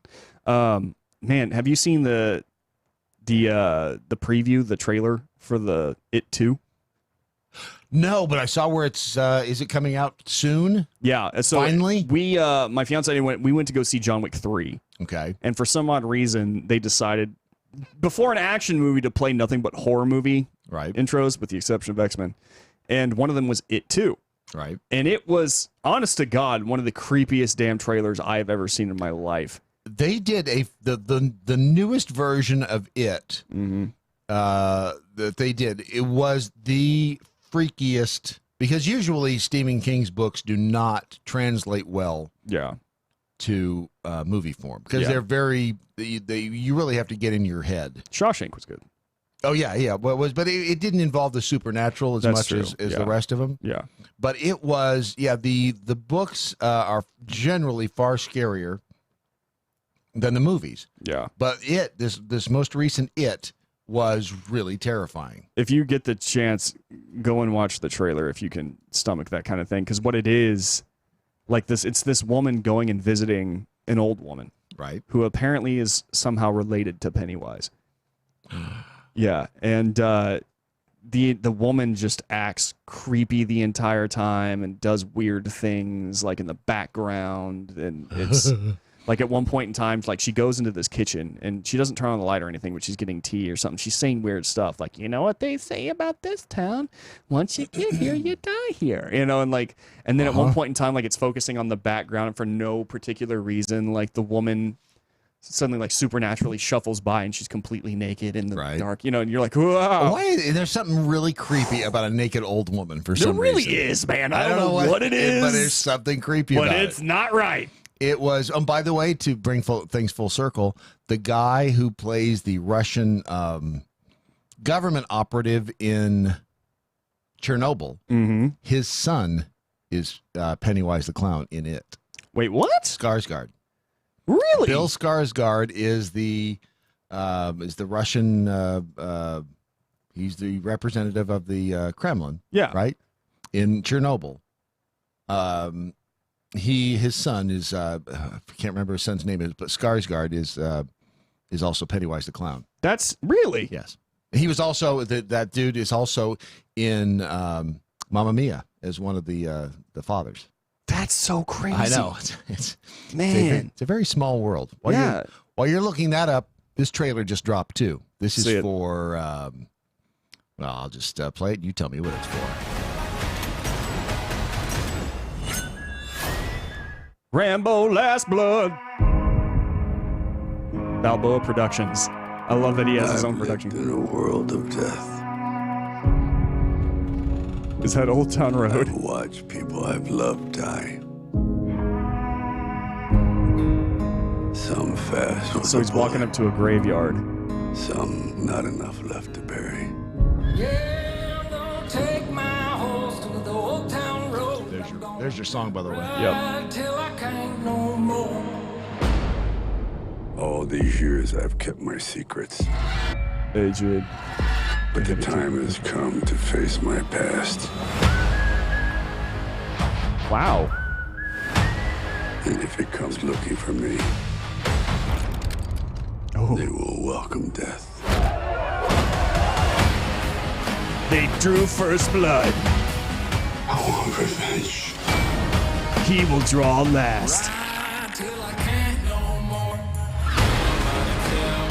Damn. I want them to know. Oh. This is Home Alone, but for adults. Yeah, this is what this is. This is Home Alone for adults. All these booby traps. Oh my God, it's amazing. They can do to stop it. Did he just off himself? No, there was a dude standing in front of him. You sure? Yeah. Because it looked like he gave himself the Harry Carey there. No. All There was a right. dude standing in front Something of him. tells me he dies in this one. I think so too. Yeah. You know what? It would be a good send off for He Rambo. said Harry Carey. Do you like hot dogs? Hello, everybody. Dude, I like Sylvester Stallone. I think he's one of the most perfect movie action heroes that has ever lived. He found a niche, and he filled it over the years with Rambo and with Rocky. Yep, and if any of you haven't seen it, you should. Did you ever see The Expendables? And this is the beauty of the way my brain works. I swear to you, I may have seen it, but I don't remember it. And then I'll watch it again and go, oh, it's kind of familiar, but this is a really good movie. I swear I have early onset dementia. It's been going on for 30 years. Yeah. Because I'll watch a movie. My therapist says it's because I'm not fully present in the moment. What makes you say that? But I'll watch a movie and I'll watch it again a couple of years later and go, did I see it? It kind of looks familiar, but I'm not sure if I've seen it or not. And I enjoy it again. So it's beautiful. Though. Yeah. The Expendables was actually like one of those.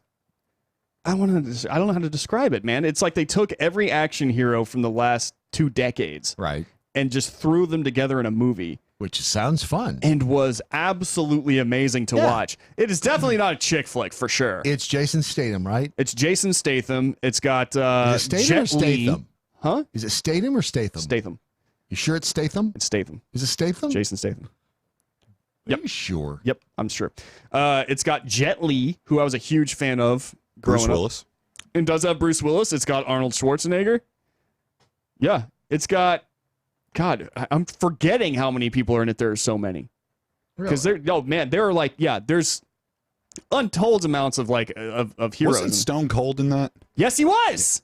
Yep. Maybe I Stone haven't Cold seen Steve that. Austin. Hold on a second. Let's see what YouTube says. YouTube is Jason Statham.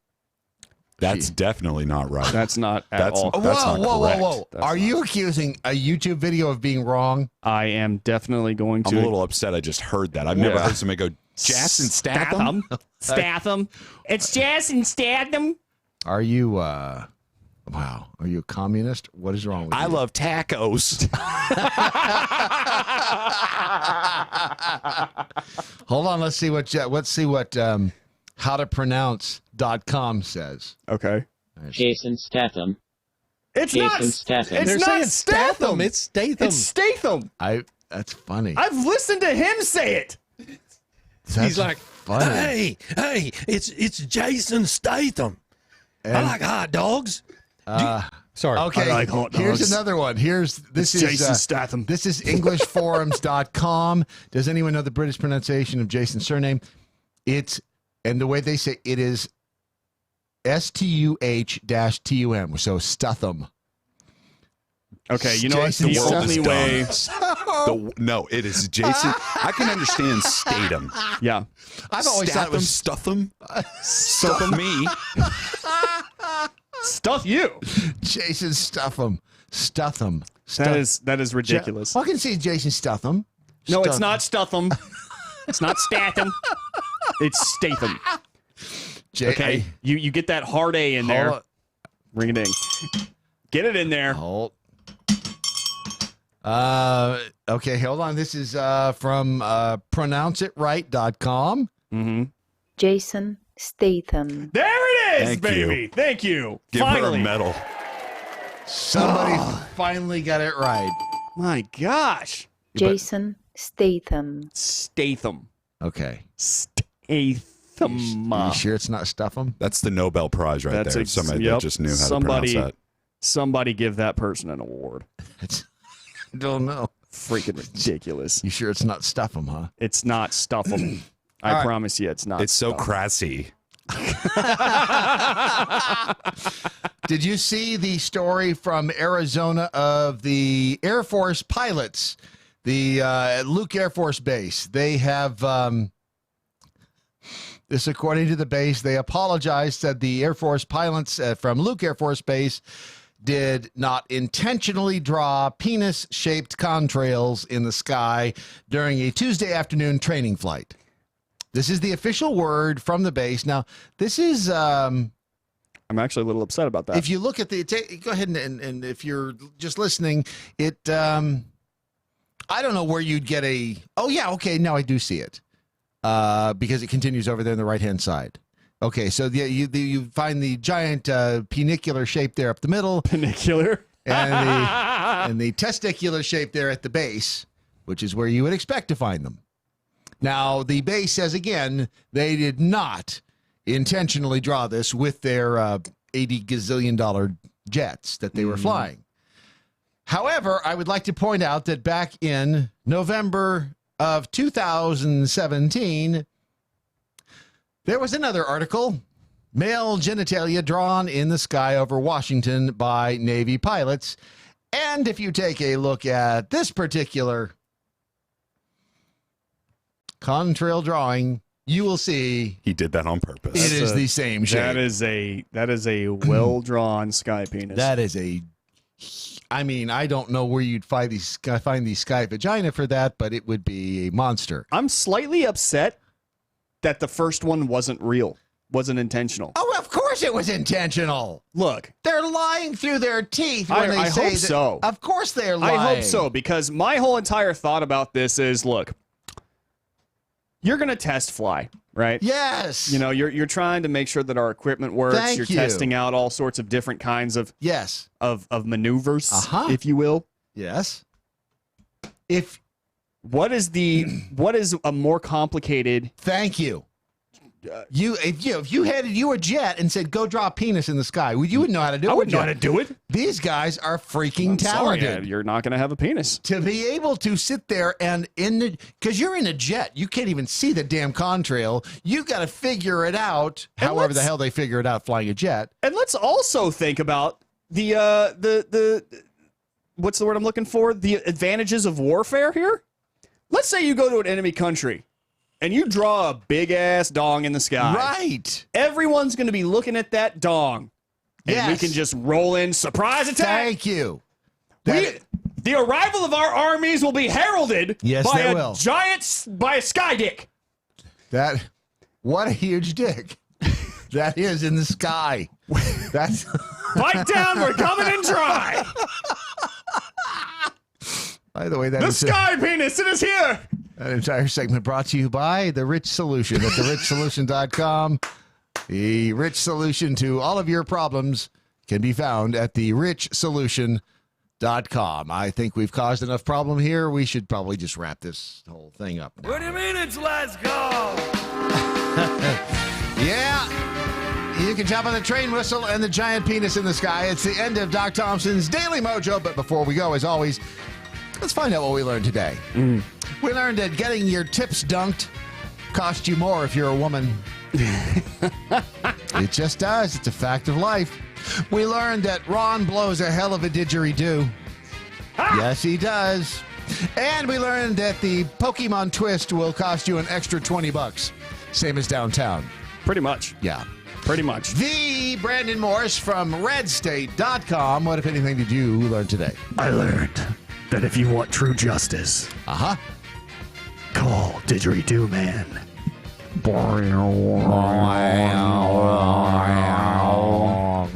Also, I learned that if you want to strike fear into the hearts of your enemies, draw a huge dick, man. Yes. Right there in the sky. It's almost like the bat signal. Yes, it is. It's almost like the Didgeridoo Man signal. There it is, yes, right there. Is. That's his signal. I agree. Wherever evil lurks, there. That's true. The sky penis will be. That's true. Yes, it is. What, if anything, did the jackholes learn today? Oh, I'll let you know. It's Kirk, slightly venomous jackhole, said, I am a good roader than most. I am the mostest. Brandon Moore said. I did say that. I did say it. If you're the mostest, it's not bragging if you can do it. Exactly. Ragtime Millionaire Gravel said, I've learned that some people think one can't attempt to block an investigation just because the investigation didn't turn up a crime. Sounds strange to me. Okay, but if you, as the person being investigated, know that there's no crime, how? I don't get it. I don't either. We'll explore that later. Again, but I will say this. Remember, Trump has changed the way politics and the law have been interpreted. Not a lie. The bell count for today's show. We had 14 missed innuendo bells, 32 actual bells, 2 rim shots, and 1 horn. That's right. Peace out, y'all. Thank you, Leprechaun 420, once again for your... I just want to speed him up. I'm like, come on, He marches to the beat of his own drummer. That's right. Sir Rat Bastard II said AOC has confirmed $20 is $20, except for after the 20th when it's worth $50. Touch my butt. Right. For $20. That is true. All you're doing is driving up the price. That's all you're doing. You're right. If you did it a little earlier in the month, you wouldn't be facing that onslaught at the end. Exactly. You wouldn't feel the pressure. Exactly. Maybe I think everyone has a price. Yes. Here's a good question. Would a waitress accept $50 for a butt touch over 20? If she's even getting 20. I would. You would? I would too. Hell yes, I would. Touch my butt. For $50? Yeah. Do it. Okay. I only have to pay you $50 to touch my butt? Do it. Yeah, just touch my butt. You give me $50. Yep, we'll call it art. We're good. We'll get to those new numbers on procrastination as soon as Doc Thompson returns from that Florida vacation. Wow. Your Daily Mojo has been today a Ron Phillips and a Mike production. Wherever you go, whatever you do, live by the 5 rules. You got a shot of being right and being happy. Good night, Doc Thompson. Wherever you are. See ya.